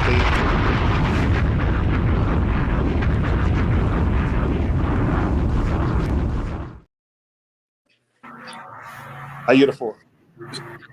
No, the $5 Indian part, I just had to really punctuate that. Just wanted to just give the family a chance to breathe. Like, family, when the minister says get your pen and paper, it's those little things where we started dropping these things, these times, these dates, these this dealing with anthropology of the culture back then and what they would say, and you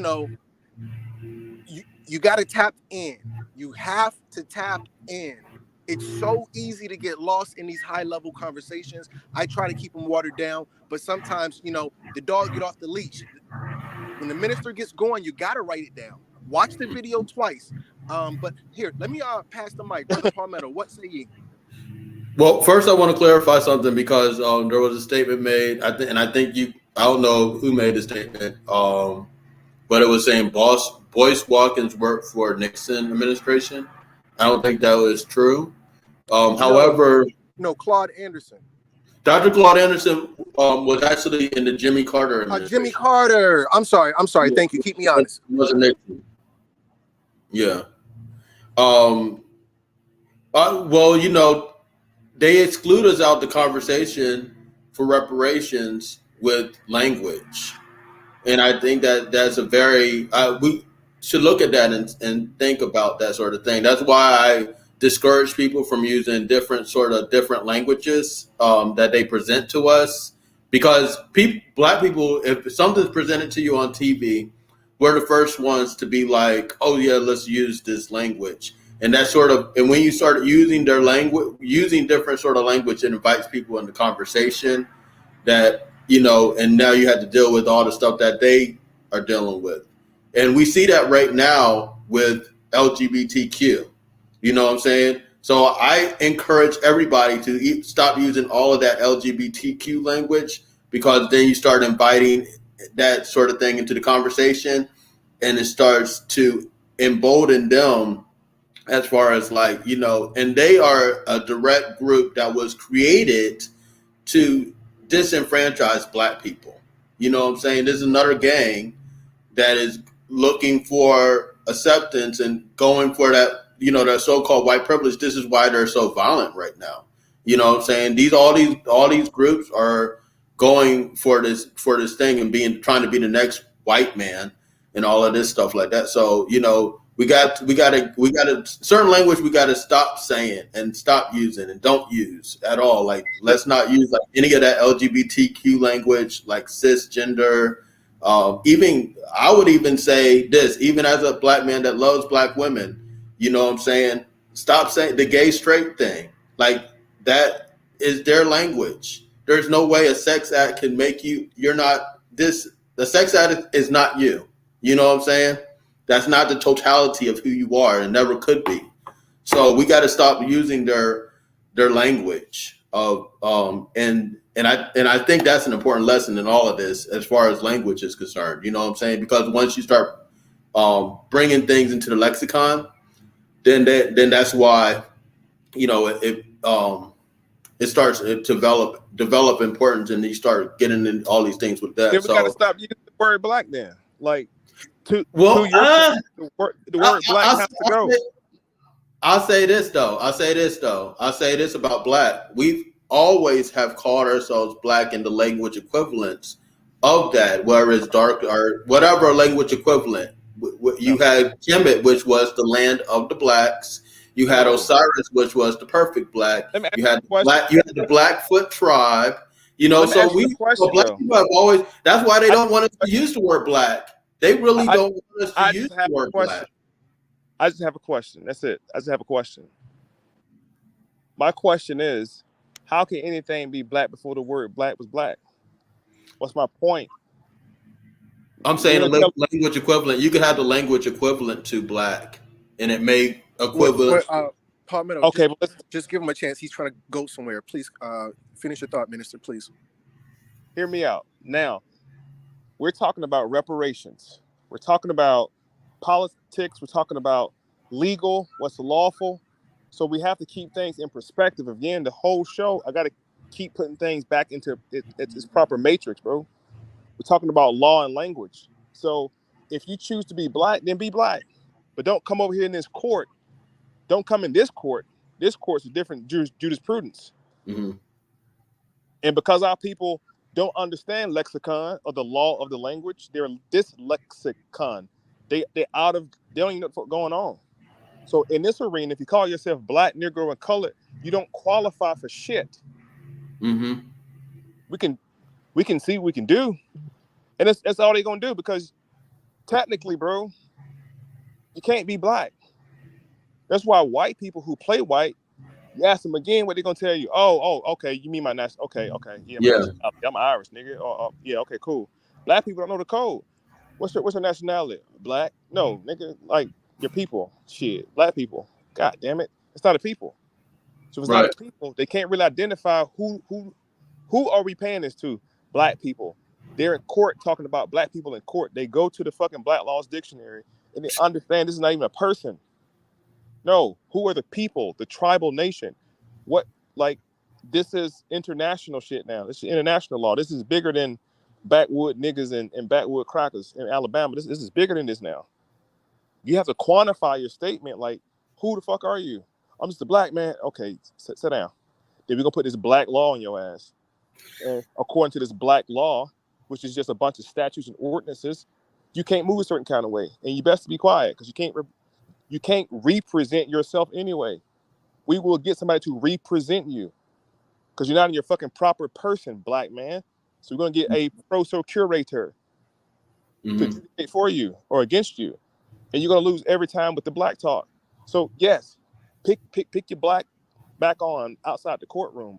If you come in here to get any reparation from this motherfucking white man, you gotta come right. You can't come with that. He's not calling himself white man at all. Mm-hmm. No, nowhere in a litigation. Hold on, nowhere in litigation can they make it about race. And it's like, it ain't about race, bro. It's about right or wrong. Against who? Against humanity. What humans were done wrong? Black people. Well, shit. I don't know who they are, so they can't get shit. Let them keep crying, kicking, and screaming. They won't get nothing. Like they always got nothing. I yield the floor. I thought in the beginning you were going to go in a direction of black etymology of not meaning what we think. That's what I just said to him, though, bro. That's what I said. Yeah. How could anything be black before the word was black? Because according to etymology, black is a wet century word. It's a 16th century word, meaning 1500s. Anything prior to 1500 is black nothing, because there was no fucking word to express that. So we got to stop playing that game too. Well, let me say it like this. I'll say it like this, because also these people, when you talk about Kemet, things of that nature, where that language equivalent of that word, that of this color right here, was put on there. There was nothing but this color people, dark skinned, black, dark skinned, brown people, whatever you want to call them. And it didn't have anything to do really with race. You know what I'm saying? When they attach that to different gods, they call it Osiris, the perfect black. They attach these things to different gods. It was nothing but black people. They put that there as a sort of connection to the cosmos. Really, truly, black people are the only ones that could be both black and white. And these are both terms that we created that had nothing to do with race. You know what I'm saying? I'll say that. And I'm a proponent for all of our black nations rising. I am an advocate for all of our black nations to rise, all of our indigenous nations to rise. What I'm saying, bro, mm-hmm. if they so happen to bless you to go before the world court, and you're going to present the case of why so-called Negroes in America needs reparation. And you got a good fucking argument too. And they're fired up about it. And you're gonna walk in there, because remember, we're talking remedy now. We're not talking no fairy tale, blah blah. We're talking like solution shit right here. Mm-hmm. You're gonna go up there and you're gonna represent the so-called black people of where they don't know. But this is an imaginary group of people that are people. And we got to find out who they are. Because according to how they do law on this planet, bro, it follows 3 laws: universal law, natural law, and canon law.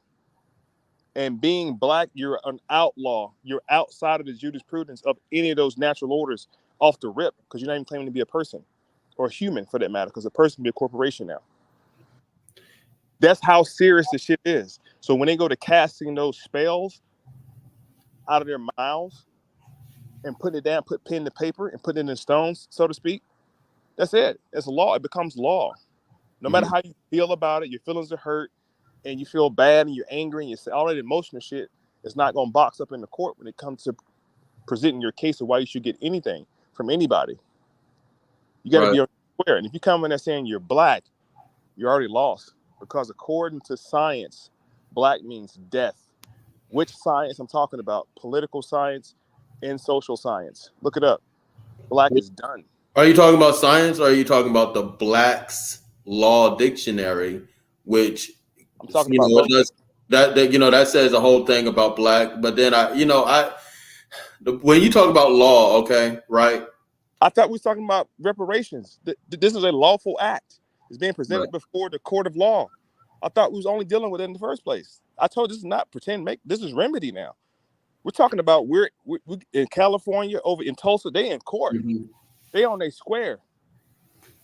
Like, yeah, hey, listen. And I think it's important. Like I think that, like, when you say foundational Black Americans, so that sort of like tells you who these black people are. You know what I'm saying? That when you talk about, they are, it's sort of, give, because when you say black, you could be talking about a Haitian, you could be talking about all these different groups, but when you say something that sort of says who these black people are, that sort of, they're not even saying we're already that, bro. supposed to be Americans. So why are we saying that we're this other thing, this other nation, where we're supposed to be Americans? Hear me out. The political title of so-called Negroes in America have been changed every 60 to 80 years. They change it, or they figuring out how to change it. Remember, in the very beginning, when they first got here, what you were, you don't remember. You have no fucking clue what the fuck you was before they got here. No idea. But what you can remember is what they gave you, and they changed that title every so often, politically. And they changed the ballot boxes to now these kind of people can't vote. Now we got a bigger group of people, smaller group of people. Let's call them all this right here now. Right. And that politically tilts the scale. That's why I told you, according to science, black means death. You never asked which science. There's social science, there's political science, there's earth science. Mm-hmm. According to those political sciences, you're already done being black. Stepping into any situation when it comes to jurisprudence, because it does not exist. That's why the FBI has to step in. And Attorney General has to step in some cases.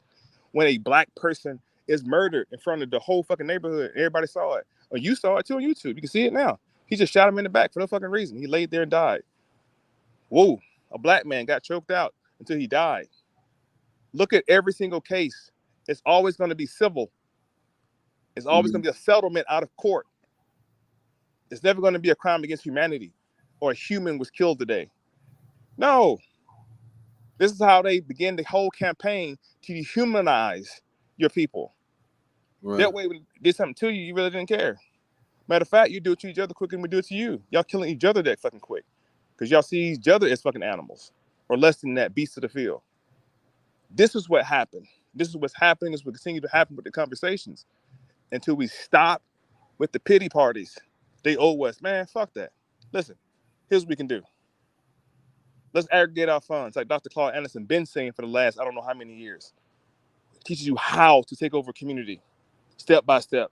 And we're not even doing that shit. We want to talk and debate and measure dicks on Instagram and YouTube. But who knows? No, nigga, get active. If the Moors are saying we need to have a nationality, then let's look into this nationality shit real quick. You can keep still being your cool self. Just look into it. If the Hebrews are saying, listen, we're part of this religious tribe right here, let's look into it. Because I told you there's what kind of science? I'm sorry, law. There's universal law. There's canon law. Right. Universal, canon, natural. The Hebrew Israelites, they're citing canon law. The Moors are reciting universal law. And we're not even hearing what's going on because we don't know the 3 laws that even the white man has to follow. And he does follow those 3 laws. And he manipulates the fucking ethers to make it look like his shit is in charge. You just forgot how to do it because you're on the psychoneurosis. You think you're a fucking crayon. I would say this because when we started saying black, white, both of these things are statuses. That's one thing that the Moors 100% correct about. 100% correct about those things. You know what I'm saying? But when you talk about justice, we gotta toss out these things that don't serve us. Black's Law Dictionary, different things like that. They do not serve black people. That doesn't serve us. It doesn't serve our interest. Any of that stuff doesn't serve our interest. Now, foundational Black Americans, that's a term that I agree with because that's something that we created. You know what I'm saying? That's a term that we created. That it tells what we are. You know what I'm saying? It says this is, these are the qualifications for that. They get descendants of slaves or whatever. So it says what we are. You know what I'm saying? When you talk about law, but like when you talk about this pell mell is abiding by his laws. No, who?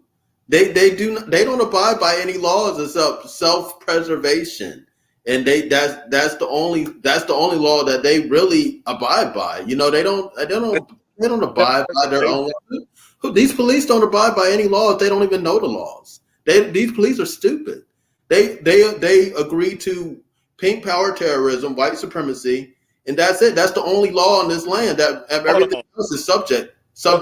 Hold on, man, because you're saying a lot, and I understand, and it's 100% all love, but you have to realize that you're now responsible for people hearing what you're saying, right? There's a lot of people tapping in what you're saying, so now you're responsible for this information you're putting out. I'm gonna make my point. A couple words that you said, a couple things that you just said, it's like, whoa, okay. We got to choose a side. The Black Law Dictionary. You said the Black Law Dictionary. Pause it out. If you were to go to court, which you have now, everything you said sounds great, but if you have to go to court, you get a summons today to go to court, make an appearance in court. More than likely, you're gonna go to court, and because you're in their jurisdiction, this is what the Black Law Dictionary steps in at. This is just every scholar understands that you have to go by the laws of the land. Even your God says that, abide by the laws of the land. Whatever your God is called, he says the same rule. Abide by the laws of the land. And the laws of the land says, you gotta make an appearance in court today, Ms. Palmetto. And the magistrate will open that jacket up, that folder, on the right-hand side as a sworn affidavit for whatever you're going to court for. You have an affidavit submitted? Probably not. I don't know. He's gonna look at the status of the court. First thing gonna happen, Mr. Palmetto, he's gonna begin to adjudicate you. Mm-hmm. The first thing you should have asked for on the record, the public record, because it's a public hearing, people are in here listening. On the public record, the lady who's typing got to type everything you're fucking saying. On the public record, what is the status of the court? What is the jurisdiction over the court? There's 2 things you got jurisdiction over, Ms. Palmetto. You got jurisdiction over the person and over the matter. Mm-hmm. You're claiming to be black, Negro, and colored. They have jurisdiction over the person in the matter. That's why you never see many Arabs, East Indians, anybody with a nationality in fucking courts in America doing nothing, paying a traffic ticket maybe. You can't YouTube a fucking video where Orientals getting shot by the police in America. What? Why do you think that's so? You're lucky? No. They're protected by nationality. In the end of the day, all y'all Negro, black, and colored folk have to understand. You can't serve 2 masters. Choosing nationality, you don't lose yourself, you find yourself. You saying white supremacy, that also makes my skin itch, because now by saying white supremacy and having the audience acknowledge white supremacy, they're also accepting black inferiority. Oh, hold on. Let me just say this before you start. No. I say pink power terrorism. I said that's how I would codify it, because I do not even call them white. I don't call them white or anything like that. I said pink power terrorism because that I said, and then I said white supremacy, so people would understand what I'm talking about. I'm talking about these institutions that enforce racism. That at the end of that racism is either enslavement or death. You know what I'm saying? So I said white supremacy so people can have a more understanding of what I'm talking about. But no, I don't acknowledge. That's a misnomer. White supremacy is the biggest misnomer in the English lexicon. So look, go ahead. You're right. But just to point a couple of things out when we're talking, we have to keep everything we keep saying in the proper perspective and the proper matrix. So as long as we talking on the square, man, like it's a lot of history people don't know to understand. And when they begin to identify themselves as something less than what they are, that's how society treats them. That's how the universe is going to treat you. You ever heard of karma? Whatever you put out, you get back. If you claiming this black shit, and I'm calling it black shit because look when I say that, people cringe at for black shit. People cringe at that shit. Remember I told you about the African booty scratcher? I grew up in that era where nigga, we not black nothing, African nothing, nigga. Look at my grandma, look at her hair, nigga. Quit playing with us. We live in Georgia. We grew up on eating plums and out in the woods. I grew up like Indians. Right hand for my kids. Didn't even realize until I got older. Picking up food out of foraging. I grew up in Georgia, all through Georgia. Yeah.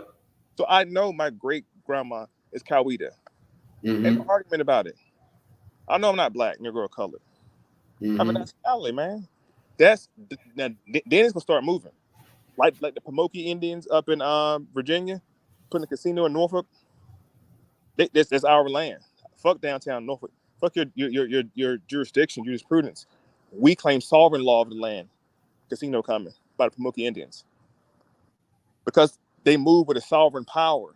Sovereign power means one body, one mind, one spirit. We can't even agree to be black or niggas.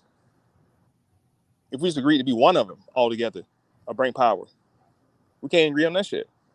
So we have to realize using that term by itself, Al Sharpton and Jesse Jackson, and they can go dig up Michael Luther King, Martin, dig up Martin and Rosa, and ain't gonna move. And that's what Dr. King was saying at the end of his life. I messed up. I integrated y'all into a burning house. We should have kept our own shit. What was he fighting for? Civil rights? No. Look at that bill again, 1961. It's the Indian Bill's right. Treat these people decent. These farmers, these hard-working farmers, these hard-working, dark-skinned farmers that every time Google shows you a fucking picture of farmers out in the field working, you think it's a fucking slave. That's a black and white picture. Your mind been... So you got to stop thinking like niggas and acting black. You got to cut that out. Ain't no power in blackness. Ooh, people cringe on that one. Yes, it is. No, it's not. The only power is in the power of uniting under one common name, one common bond. That's how you're going to make stuff happen. Well, even the lesbians, the bisexuals, the queers, the gays, trans, they got together and said, listen, if we sit together, y'all, fuck what they think about us. And they got a flag, and they got work shit in the workplace for them. They got military. They moved quicker than we did from 60 fucking years. Why? They united under one common thing. They nationalized themselves. They organized themselves. That's the only thing gonna make shit shake around here. Right. We standing with our goddamn lips out, our hand out, asking for reparations. I told you what the theme song was. Good times. And keep dancing to with this black. I'm black. I'm black. Keeping your head above water. I'm black. Making a way when you can because I'm black. I got laid off again because you black. But you're still gonna celebrate good times. You black. Right. Stop being black. Let it go. That's the biggest divorce we can make from anything. Al Sharpton can't do nothing. You never hear them say Al Sharpton representing the black nation. You never hear that. He represents the NAACP organization, nigga, a nonprofit. He represents the idea of humanity, not the act of it. What are y'all talking about? But this is the thing. This is the thing, and I definitely that's what I was saying. I agree with all of our nations rising, all of our indigenous Black nations rising. You know what I'm saying? Because okay, you got people that they say they're Hebrew Israelites, right? Hebrew Israelites. You got the Moors. You have all of these indigenous nations, and I say that any if they qualify as a true nation, and that includes military force, because that's truly the reason why we even go to court. You know what I'm saying?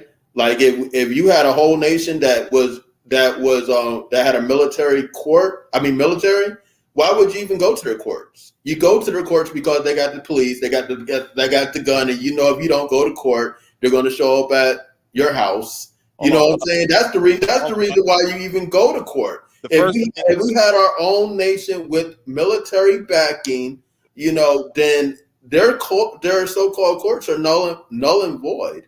And now I say Black because you know what the hell I'm talking about when I say Black. If I say a Black person, you know what the hell I'm talking about. You don't have to go through any book or do anything like that to know what the hell I'm talking about when I say Black. You know what I'm saying? So it's an easy identifier to know what you're talking about. So you could have that nationality and you could have Black simultaneously.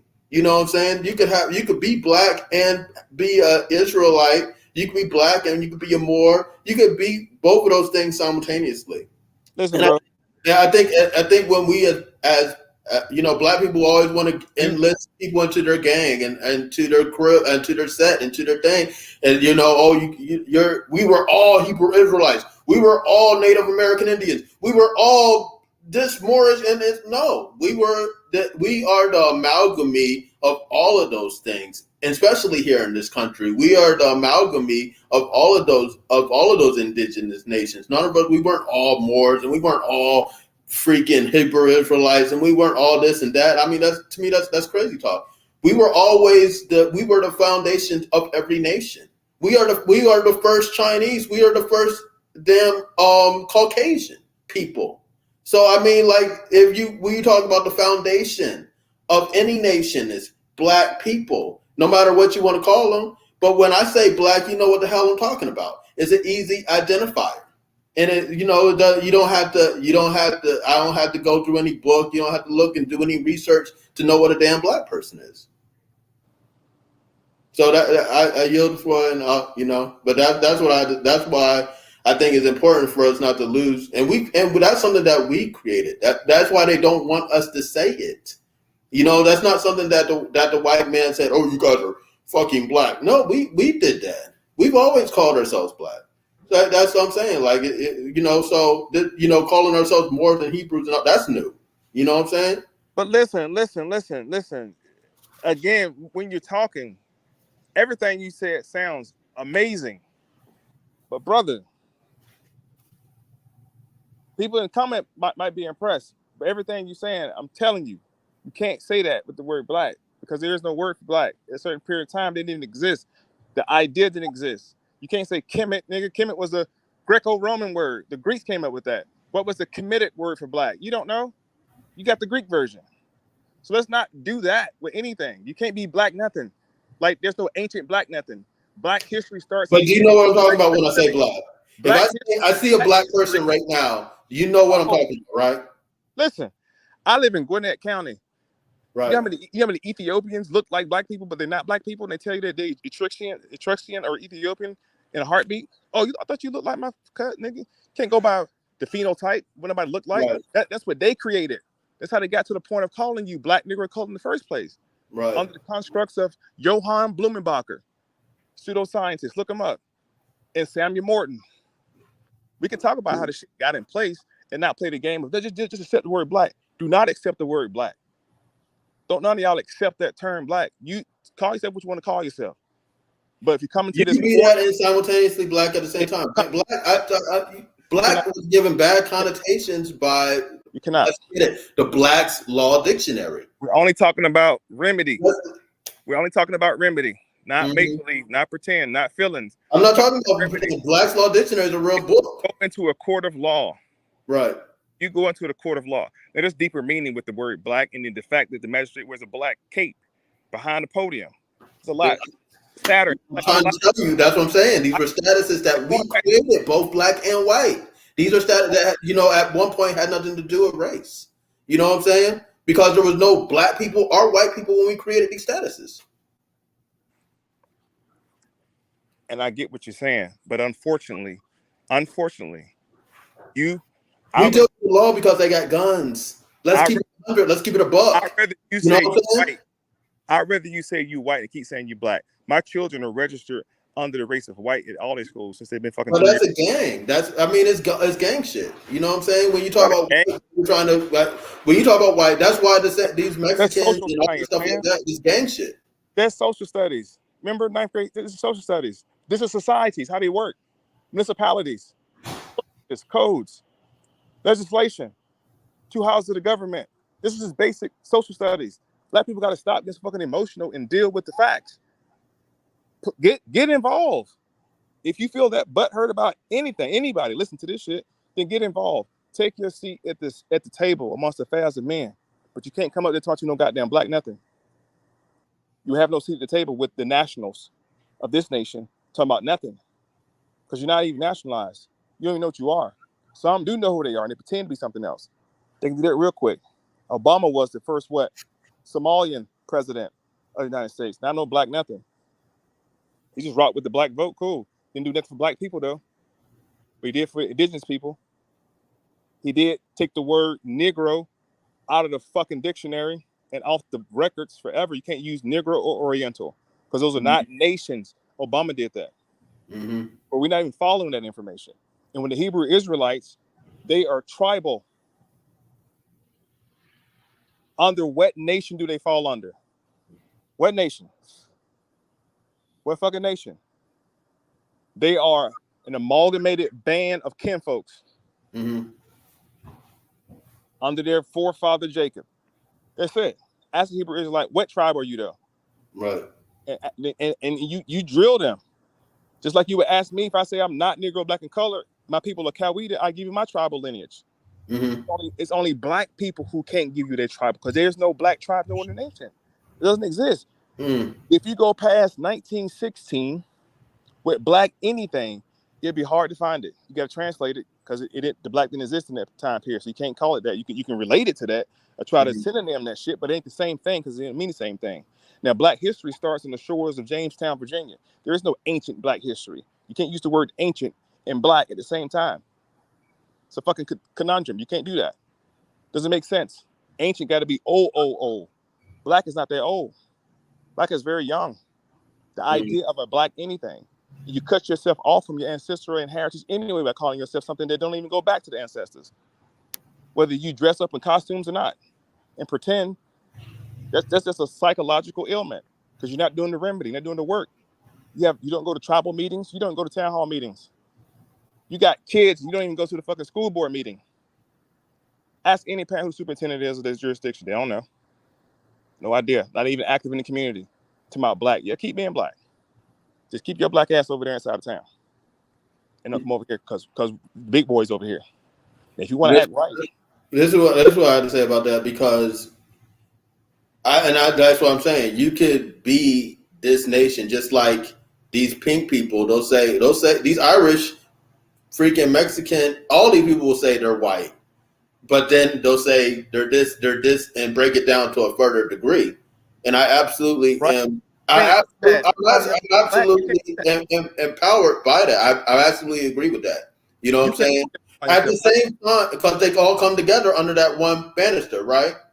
So we can do that and have done that under black and still be Moors and still be Hebrew Israelites and still be these indigenous tribes. So you could still be both of those things and you know what I'm saying? You could still be both of those things. And I'm for the rise of all black nations. I'm not against black nationality.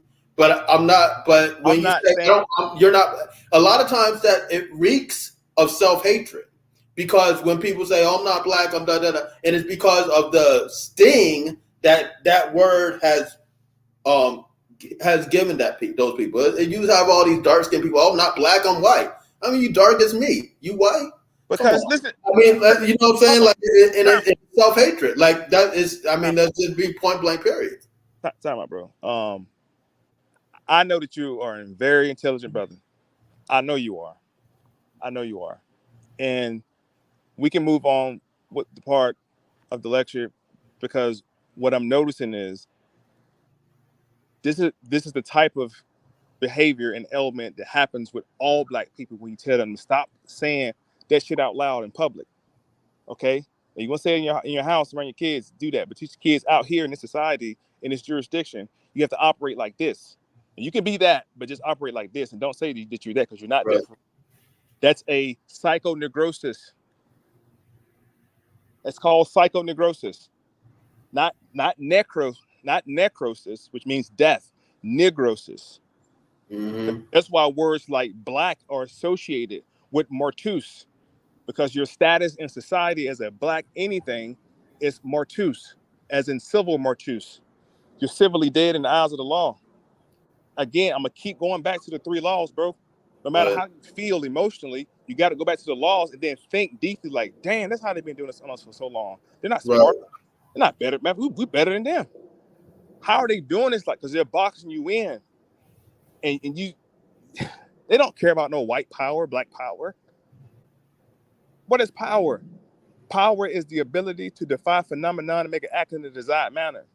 Mm-hmm. We ain't define no phenomenons doing nothing. We just talking. So if I have a chance to put my kids under a nation and we live the life accordingly to that nation, and when I go out in public, I see the response on Friday. Me and my children have our hijabs on. Yeah. They know we're not black, Negro, and colored. Cops, open my door. You know I'm not none of these niggas over here. But what's that got to do with the police though? What I mean, that's what I'm saying. Like, that's everything. Everything. To court. If you were true, okay, I understand that you're claiming a nation, and I'm claiming it. But let's go to land and let's go into real reality, because the fact that we even going into their courts and abiding by their shit is because they have weapons and they are legally they can use those weapons. Fear, bro. Like, why are we even going into their courtrooms? Because that's your fear. You know, Bill Clinton, all these people were found war criminals by all sorts of courts. Do they go into their courtrooms? They don't even go into their courtrooms. They don't even acknowledge their law. You know what I'm saying? They don't acknowledge none of that. They were found war criminals by several different courts. You know what I'm saying? Obama, all of that. But they don't care because they don't acknowledge their laws. Because they know that in this country that they are backed up by a military system. You know what I'm saying? Nationality is not just wearing something, a fez or whatever you got on. It's not that. It's, are you backed up by a military structure that says, hey, you don't even have to go to the court. If they test you, then we're gonna do it. You know what I'm saying? Let me rebuttal, bro. Please let me rebuttal. And I'm gonna share the link in the bio when we finish. I don't care nothing about no costumes, bro, or no customs. That's what I'm talking about. When you find out who you are, who you really are, you move a little bit different. It's all upon trying to make to people.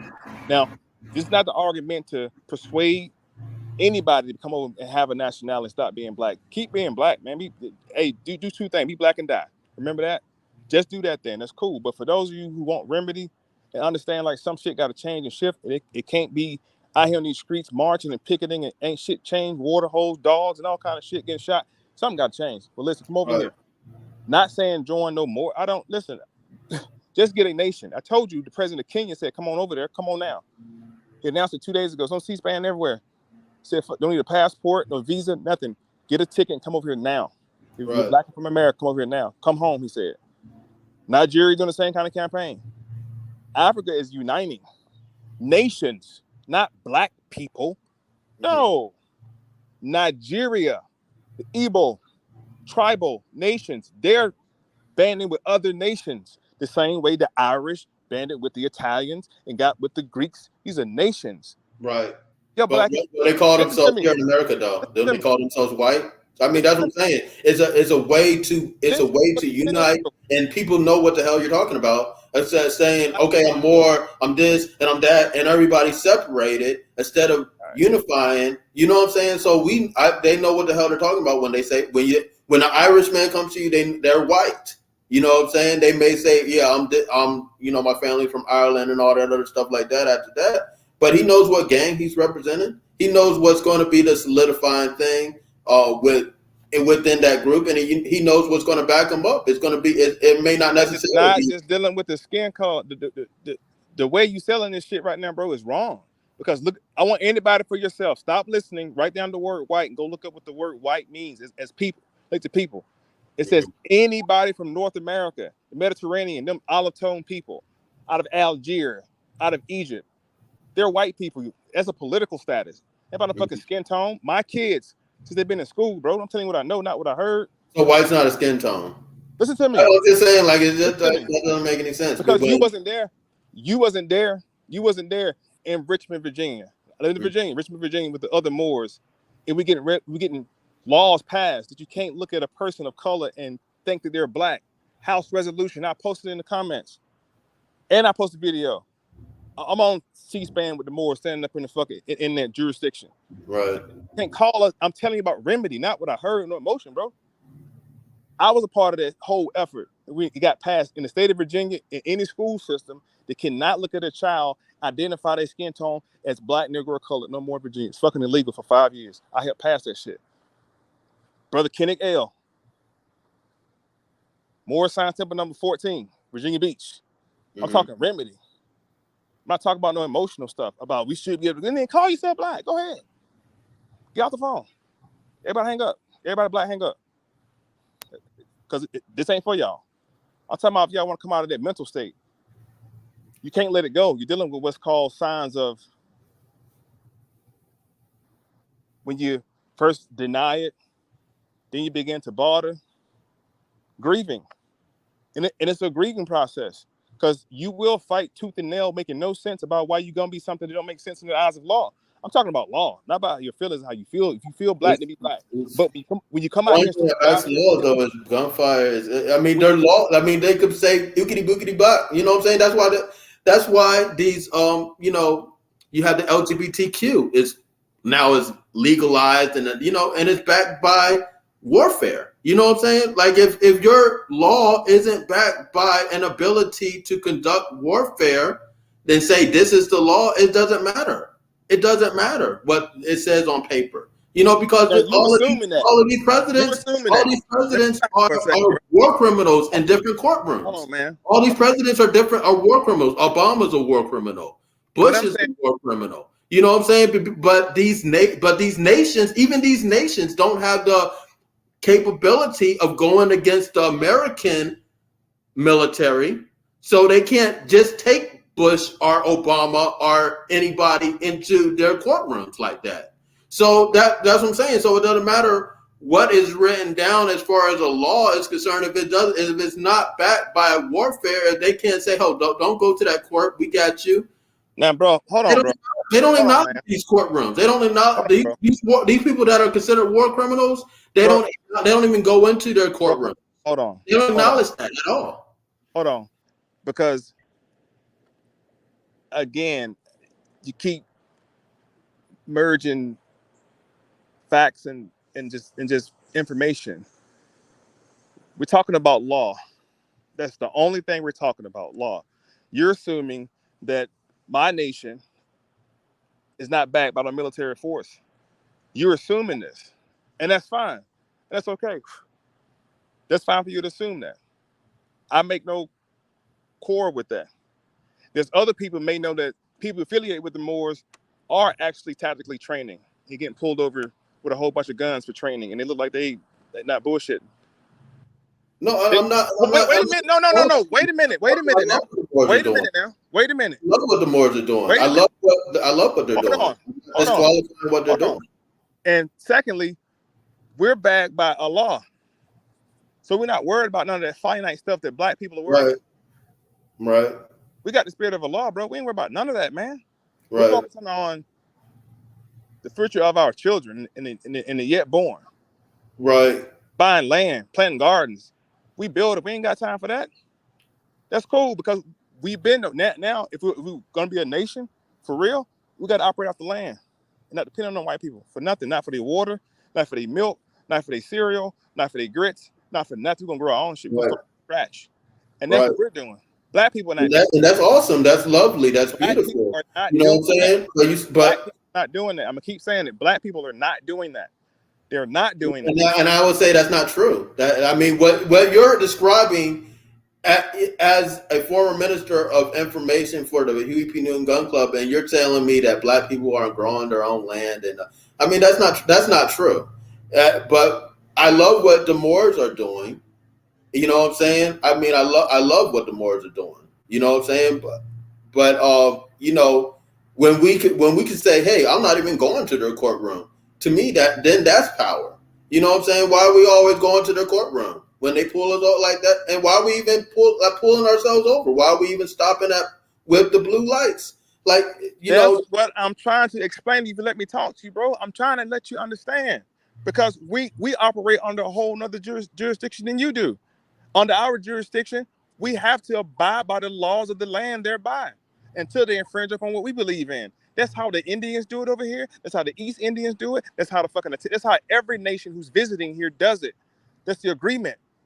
That's what I'm saying. We got to take the emotion out of it and talk about actual law. Give me some law cases to back up what you're saying. Give me something to back. Give me some meat and potato behind what you're saying. Because what I'm telling you is, I've been in court as a Moor. They call us last. I've been in there. We went first. I've been challenged by the fucking deputy. Take off my fez. No. Been threatened. I said no. Stand up. Yes, sir. On my square. Take that off before the judge come out. No. Yeah. I said no. You know who's sitting around me, bro? A whole bunch of black people, Negroes, those who don't know but yet find out that the spirit of Allah is real. And I'm not taking my shit off. He got back on his post. I stood up my fucking fans on the whole time. The door opened up. It was a Moabite. It was a sister. I said, "Oh, Islam. We good." And we sat there, and everybody kept staring at us like, "Who the fuck are these niggas? These are not even niggas. Who were y'all?" Case got dismissed. We know how to present ourselves in court. I've been a part of it. I was scared the first time. I saw it on YouTube. I was nervous. But I've been several times in court. Big courts, too. The shit works, is what I'm telling you. It's remedy. It's remedy. It's remedy. It's remedy. Now, I'll say that, you know what? Who else is doing a similar thing? China. China is buying up tons of land out here, right? China even has their own police forces that they had to disband. You know, a couple of different police forces with police stations and all that stuff right here in America, right here in these states. You know what I'm saying? So my thing is this: it's like, okay, like, if we have this nation, we black people by default are a nation in a nation. You know what I'm saying? And then we have so many different subgroups that people want to be associated with, Moors and Hebrews and different people, that subgroups of a nation. You know what I'm saying? Why I say black is not bad, because you know what the hell I'm talking about. If me and you are the same skin tone, you know what I'm saying? You know what I'm talking about, and it's a unifying factor. That's why these white people even codify black. They stop calling themselves the Celts and the Huns and you don't hear themselves calling themselves that anymore. They call themselves white because they know that is a unifying factor. True. They celebrate it on the streets of Boston every year. What are you talking about? But you gotta stop with the misleading. They do. They celebrate their heritage all the fucking time. They just had it. The Irish Day, fucking right, but they still call themselves white though. That's what I'm talking about. When they get arrested, guess what? That's going to be on the damn ID. Thing is going to say white. Every holiday is their holiday, celebrating their national heritage. Halloween, Christmas, New Year, all that stuff is commemorating them. Oh, we gotta get the black people something. Give them the fucking shortest, coldest month in the year. Sit y'all black ass down with that shit. Bye. Okay, here, give them something. And Carter G. Wilson did that. It wasn't under white legislation. It's a fucking petition. It's a petition. It's an offer. Hey, here. Just like Juneteenth. All this shit because it politically involves the chance for any politician to gain the votes of those who think they're black. If you stop calling yourself black as a whole group in North America, those politicians don't know what the fuck to do. Who votes we gonna get now? The black? No, they're not black anymore, remember? Oh, shit. what they call themselves now. You know what I'm saying? I think that's simplistic to think that just because we don't call ourselves black, that's going to just change everything. I mean, I think that's a simplistic way to look at it. When they were calling themselves at the onset of this country, they were calling themselves Celts, Huns, all sorts of different. That's not true. Again, Euro. That's not true. Euro That's not true. That is not true. That is not true. They were different ethnic Europeans. How is that not true? But what I'm saying is, what you're saying is not a statement of fact. What is not a statement of fact? I'm gonna keep you honest. Not a statement of fact that they don't call themselves white now, because they do call themselves. No, you said at the dawn, whatever the dawn means to you. I said at the onset of this country that they were different ethnic European groups. They were the Celts, they were the Huns, they were all of this stuff. And that's why the Irish were not considered white. The Italians were not considered white. All these people that they came in here, they were not considered white because they had white involved in initiation process that involved black people and harming black people. So I mean, why do you want to continue to be black? If the odds are against you, so you just eloquently put it, why would you continue to be something that you know is against you? Why would you continue to be something that you know you can get fucked up anyway? It's not against me. That's how you see it, and I understand. That. But this is what I would say. You know what I'm saying? I definitely.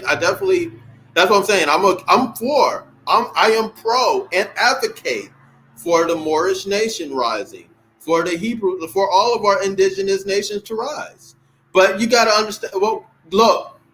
The Moors were here and they had freaking African slaves. You know what I'm saying? The Moors were here and they had native slaves. They were walking around in this country as free people with other black people as slaves. And that's the danger of cutting ourselves into all these subset groups and say, I'm this and I'm that, I'm this and I'm that. And I understand and I get it. I definitely want to see all of our nations rise, but then you're not addressing how the Moors were a major hand in the slave trade. Okay, you know what I'm saying? And how the Moors were a major hand. Even the Africans themselves. Let me talk. Even the Africans themselves were involved with it, bro. Everybody was. The Dutch, the Spaniards, every fucking body was. You know who was not involved with it? The niggas getting put into it. Who was helping out King Leopold and cutting off hands? That was the Moors. That was the Moors that were doing that. You know what I'm saying? Were cutting off people's hand under who? Under King Leopold in the Congo. It was people with fezzes on. It was the Moors. It was the Moors that were doing that. You know what I'm saying? Was it the Moors or was it the French Foreign Legion with the tarbouche on? It was the Moors. The Moors, quit doing that. Those were the French Foreign Legion. Y'all look them up. The French Foreign Legion. They were the Algerians that the French had took and inducted into the army. No damn Moors. Y'all see a fez. The Moors had their tarbouche. Their fez wrapped with a fucking turban because it's under the Ottoman Empire. They wore turbans. They had to wear a turban because they had a little black bill on it, and they could not prostrate to pray to make salat, so they tore the bill off the hat. Google French Foreign Legion. You'll see them. That's not no Moors. Y'all think everybody with a cup on their head is a Moor? Okay, who are the people that showed even this land? Who even guided the pink people to America? You know what I'm saying? Was that not the Moors? Israelites are Moors. You a Moor. All y'all Moors. Hebrew Israelites are too. They know they are. Right. They know we are the tribe of Moab. But I'm saying I think that's the thing that we as black people, like we as black people do. We cut ourselves into all these subsets, and then we're like, oh, we were all this, and we were all that, and we were all this, and like that. To me, that is that's not progressive. That's not progressive of saying that we were all Moors and we were all these Indians and like we were all native like that. No, we were all nations. Like we were all these nations. So why do we all have to put ourselves into one category and say we were all Moors or we were all this Indian tribe or we were all like that? I mean, to me, it's not a progressive thing. To me, a progressive thing is empowering that particular nation, and then still have a way to get allies amongst our other people. Look, I'm not anti-Moor. I'm not anti-Moor. I love what the Moors are doing. Trust me, I have many Moorish supporters. I have many Moorish supporters. You know what I'm saying? This brother to brother. Quit making it about Moors. I mean, like, all right, cool. Moors are cool. You got dirty Moors too. You got dirty Christians. You got dirty Arabs. You got dirty everybody. So absolutely. Whatever on that part. What I'm saying is everything you just said. They were all tribes and nation coming amongst each other to do business and pass jurisdiction and passing law. You cannot find one black group who has ever did shit. But black people, bro, it does not exist. Go look for it and then let me know. I'll give you $1,000. I swear to God, I will. But you were just talking about the Black Panthers, who was a black group that instituted WIC and all of these things of that nature. Was that not a black group that identified themselves as black? They identified as the Black Panthers. The word black. No, they come on, man. No, they was not. The Black Panther was for everybody. Come on, they play these games. M.O.I. Listen to me. They got the Latinos involved. They got the white boys involved. They're for a nationalization of everybody. That's what got them fucking killed. Not in the ghetto. That wasn't nothing. When they started to get the Latinos on their side and started to get the goddamn white people on their side, and it came together, it was a perfect mix kickoff of goddamn the Vietnam War, the era of peace. This is history, bro. Mm-hmm. We got to deal with the history, deal with the facts. What you're saying is not true. Black people have never did anything substantially large for black people. By calling it Black Wall Street, no. Those are mostly Native American Indians, so-called black people. The ones who got kicked out of Georgia, remember? Right. So when we stop calling ourselves black, our issues in this country will magically disappear. Once you have a nation, it will. You're missing the whole point. That's why the Nation of Islam, who has no fucking nomenclature of what they really are, Indians and nothing, they just the Nation of Islam. They're doing more than so-called black people. Everybody doing more. But the Nation of Islam considers themselves black too, and I'm 100% for them rising. To me, a qualifier for a real a true black nation was we don't even have to deal with their courtrooms. We got our own stuff. Like we don't have to stop by any blue lights. Like we still bro. Still abiding by the whole thing. It's disempowering. Bro. Us still abiding by that stuff is disempowering. All that stuff can happen, but you have to do it according to law. Everything you're saying can happen. It should happen, but according to law. It is happening in real time. No, according to law, it has to happen. What laws we talked about earlier? The universal law, natural law. Mm-hmm. Black people are so unnatural, eating unnatural shit, acting unnatural ways. The highest gay population, they are unnatural as hell. Unnatural households, unnatural thinking. They are natural. We're out of order. Naturally. Universally. I mean, I absolutely agree with that. We had to get back Universally, we're out of law of the universe. Mm-hmm. We're not in tangent with the laws of the universe. Some of us are. It's a small group of us are who are tapping in to the laws of the universe. And then there's the canon law. We're not even right with the Most High, whatever we call them. So until we get in line with those three things, bro, and you keep calling yourself a magical incantation of death should be upon you. All y'all, forever, generations to come. Until you stop saying it. Why is it such a fuss and a fight to just stop saying that word? Or identifying your children to that word. It didn't work for your grandma. It didn't work for her mama either. It didn't work for nobody calling themselves nothing. Now you go back and a little bit further, people who were not called Negro, Black, and colored, they live differently. Like, whoa, who are these people? Right.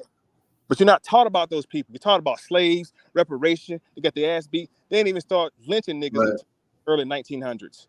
They didn't lynch no damn slaves. I would argue to say that they don't want us to call ourselves black. They don't want us to call ourselves black because you know what I'm talking about. And it's so simple. And it's so simple because if I say black, you know what the hell I'm talking about.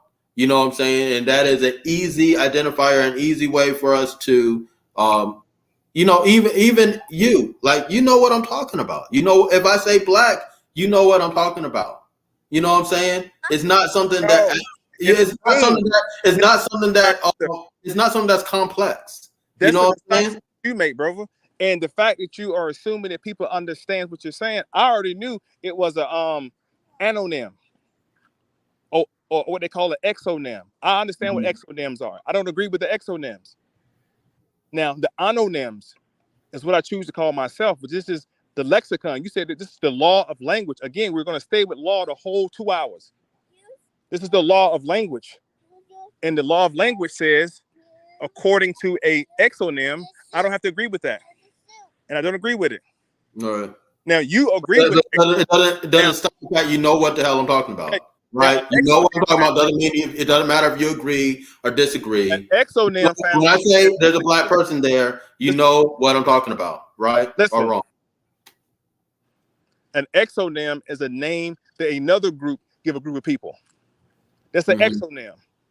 Right. And the word black is an exonym. It was a name. I would have to disagree with that. I would have to disagree with that. I would have to disagree with that because then you're making the assumption. You're making the assumption that pink people created English, which they did not. English is a trade language, just like Swahili, that's comprised of many different languages that were created by us, indigenous people. You know what I'm saying? I'm not going to give credit to these pink people to create the word that they created English. You know what I'm saying? So you're an intelligent brother, man. But for you to assume that I would automatically go to, I would go back to the origin. I'll go back to the etymology of the word black.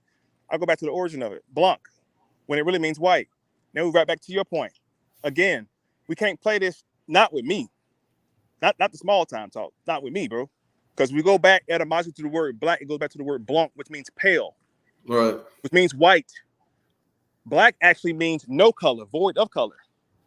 There's no color. If you really think about it, black isn't a color. Black is space. Black is the void where everything comes from. Before there was anything, there was black. Before there was anything, there was black. How you say black doesn't exist before? When you close your eyes at night, that's all you see. Right. I mean, to me, that's you're saying so. Black people, brother. Huh? Just not black people. Not the people. Not the people. There's so much rich heritage and so much rich culture, so much things you can learn for tapping into understanding the truth about your nation and not some codified political title that was given to you in 1770. And look, I'm for the Moors. I have so many Moors supporters. I don't care about no Moors. I'm talking about you for your own sake, your own soul's sake, brother, and your children. Forget the Moors. You gotta join nobody's temple at all. You better get right with Allah yourself and understand that these white boys ain't playing. If you don't have a nationality, you're going right back into slavery. That's what I'm saying. If you don't have a nation, a military. Let's see, this is my thing, M.O.I. And I definitely understand your demonstration, but when I'll just say I don't deal with police. I don't deal with their law thing. I don't deal with none of that. How do you not deal with it, bro? Cause I don't deal with it. I don't step in the courtroom. I don't do none of that. You know what I'm saying? I don't deal with the laws at all. You know what I'm saying? Not deal with the laws though. Like explain that. Laws. I don't deal with the laws. I don't deal with the laws. But this is what I'll say. But this is what I say about this. This is what I say about this. You know what I'm saying? Like,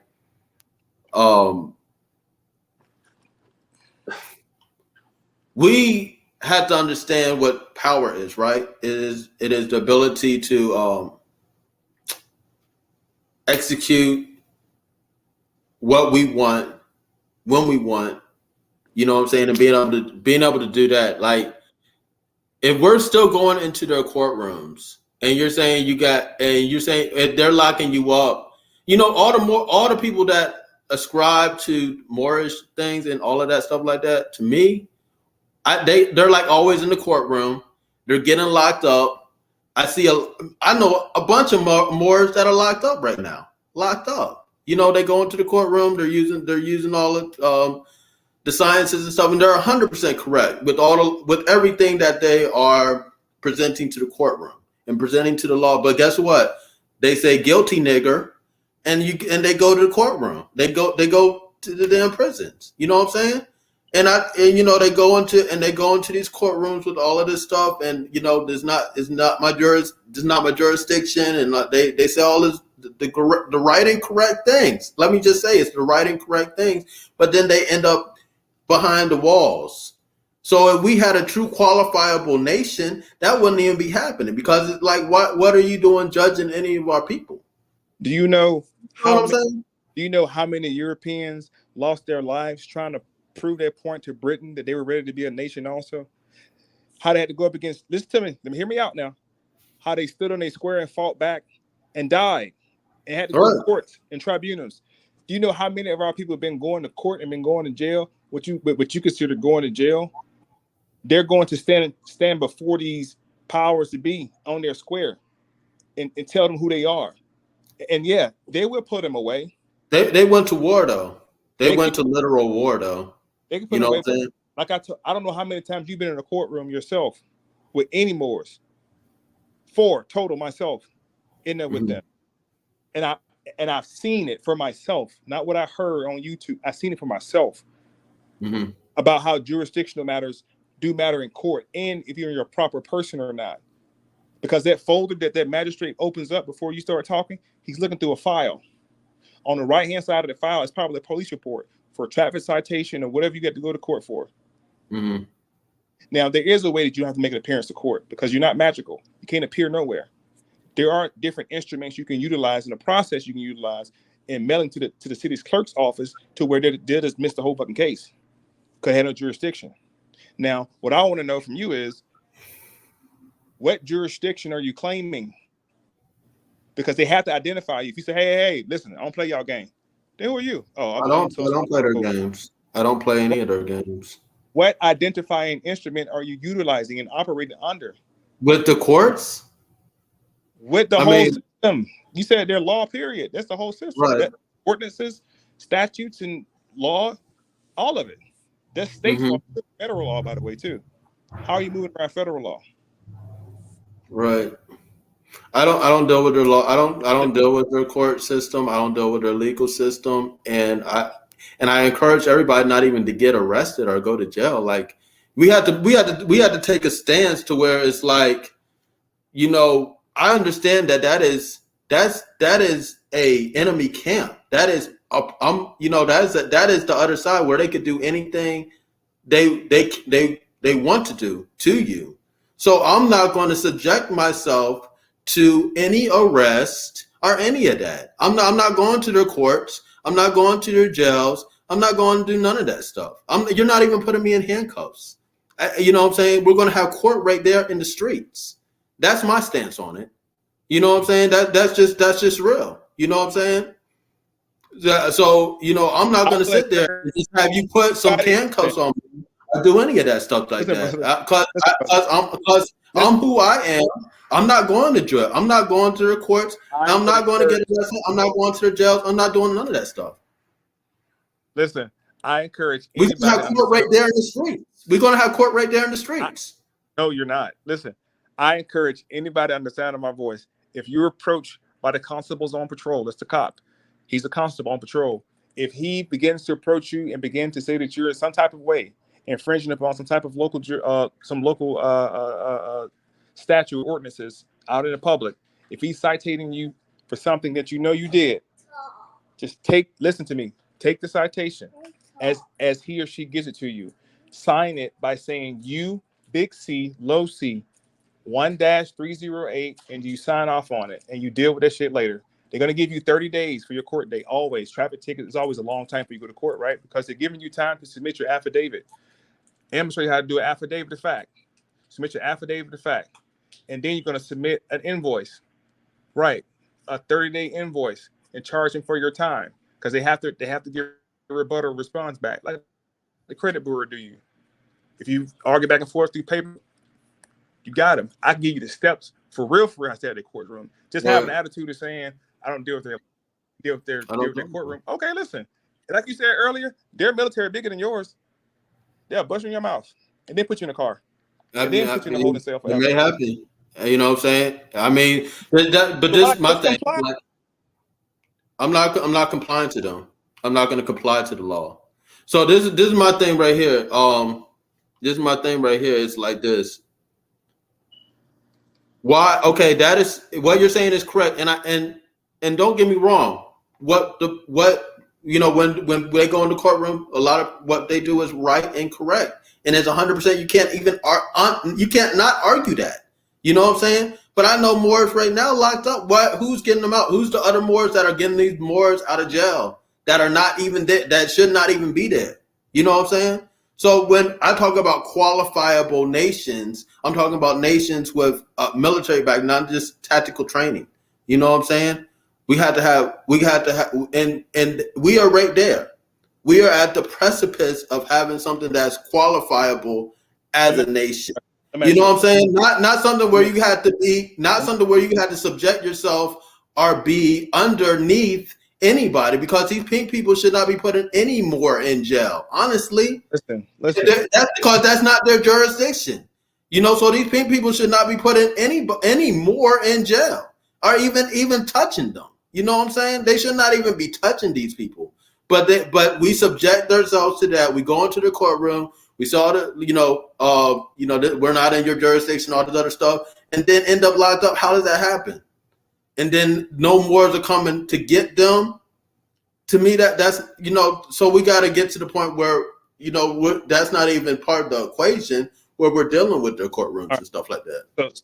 So what I can't allow you to do, brother, is express interpolation, not interpretation, but interpolation, where you're adding other things to it. I don't know what Moors Science Temple you've been inside of, or what courtroom you've been inside of with Moors. I don't know if you've ever experienced it for yourself in your life, or maybe just speaking from your perspective, which is fine. No, I definitely have dealt with the courtroom before.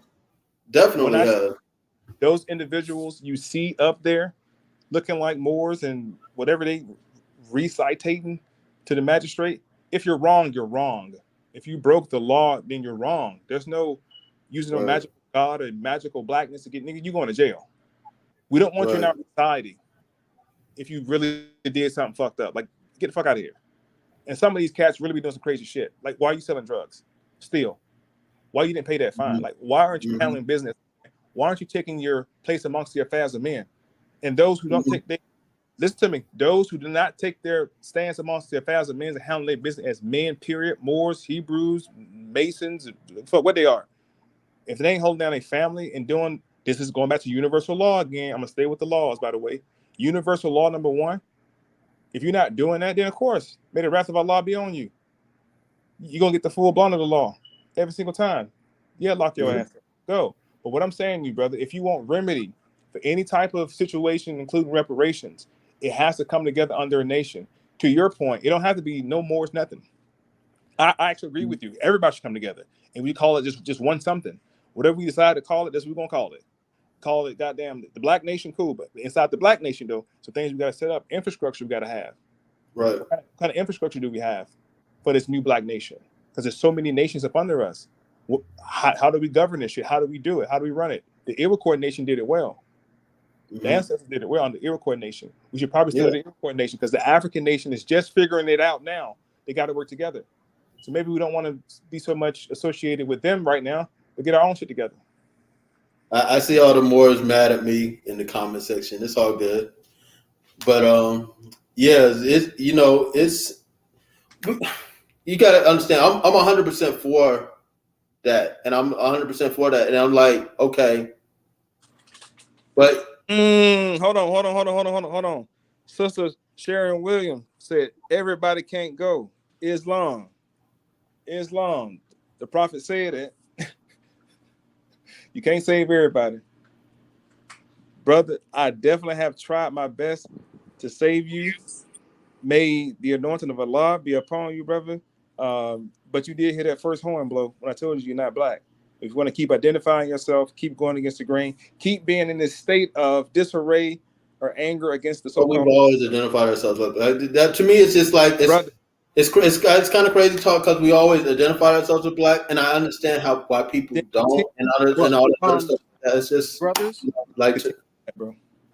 Brothers, we are rounding on the third hour. I want to respect both of your times. I know that you're so passionate, and I wish there was more I could do to really help provide the monetary value from what I see of you giving. But I wanted to ask, before we reach surpass the next 10 minutes, if M.O.I, which I think he did, but I just want to make sure he does it officially. If you can give your final thoughts, and then, of course, Brother Palmetto, you would do the same. And, you know, it's not a rebuttal. It's just your final thoughts, and then we'll close out. Oh yeah, Minister. for sure. It's long. First and foremost, Paul, man, we can talk all day, bro. I love your spirit, love your energy.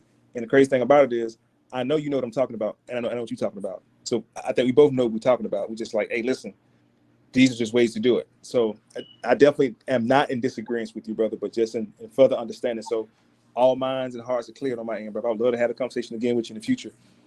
But I would encourage the listeners to do your due diligence of understanding who you are as it relates to this nation called North and Central South America. And I want to give my flowers to the good brother again, not Dick Ryan. The brothers just do good work. Dane Calloway for doing the work. Do your own research, man. Dig a little bit deeper. Dig beyond that slavery narrative that was given. Remember, they gave you the narrative of slavery. Now they gave you those. You didn't ask for those movies. Spike Lee didn't produce no goddamn slave movie. Quentin Tarantino blowing your mind with Django. Steven Spielberg, you know, the ET nigga, giving y'all roots and all other kind of shit.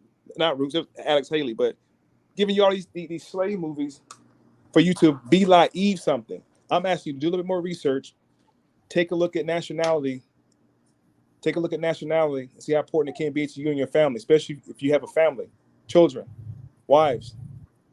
Then you get to understand things like trust and assets and aggregation of individuals, like-minded people.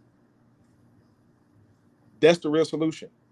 Stomping your feet and having a tantrum about a word ain't gonna do nothing for nobody. They dismissed that lady and the elder in the courtroom. They dismissed that was the Dred Scott case. Y'all get y'all black ass out of here now. Now, had they said there was some type of Indian, Oklahoma tribe jurisdiction, they're still out of court. But y'all come here being black, or y'all sure y'all want to come in here black? Ben Crump didn't even touch that shit. He knew they didn't have a chance. Get a nationality, y'all. It's peace and love as always.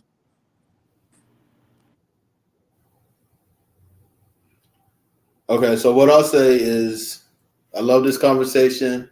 I love what the M.O.I was saying, you know, and definitely, you know, appreciate Crum bringing me on and, you know, for us to have this conversation because it's a much needed conversation.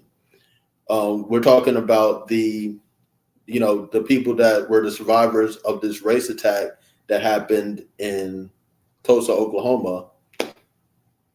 And I would just say we had to just become the best versions of ourselves. And that's even including the nations, because really these elders dealing with that, man, we should be ashamed of that. They shouldn't be going in there and dealing with none of this stuff to get reparations for some race attack that happened. And when we are fully able to empower ourselves, when we fully are able to empower ourselves, we won't even worry about what somebody is going to give us, because that it's about what we give ourselves first. You know, so we had to give ourselves that, because it's a damn shame that you got these elders that survived these things going into some courtroom getting dismissed by some like some Karen. They got dismissed by a Karen, and we're sitting here just talking about it.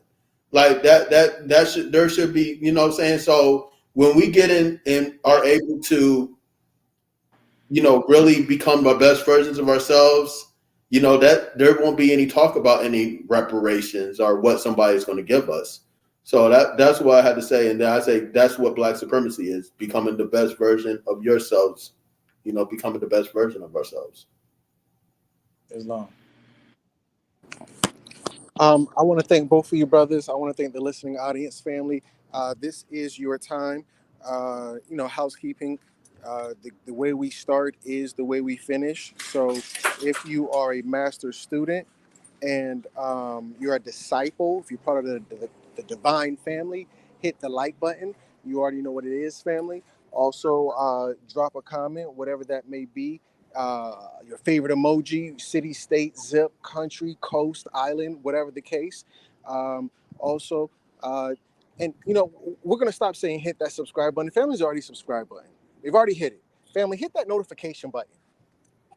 Going forward, I'm advocating for the notification button. So for all the master students, you already know what it is. And this is wherever you're at. If you're on Crumb TV, that's excellent. Go over to the Minister of Information over there as well, family.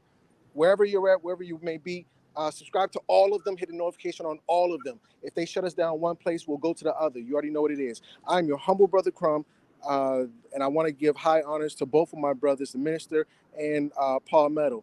And you are now watching Crumb TV. Peace. You are now watching Crumb TV. You're watching Crumb TV. This is Prema Osset in Los Angeles, Leimert Park, and you are now watching Crumb TV.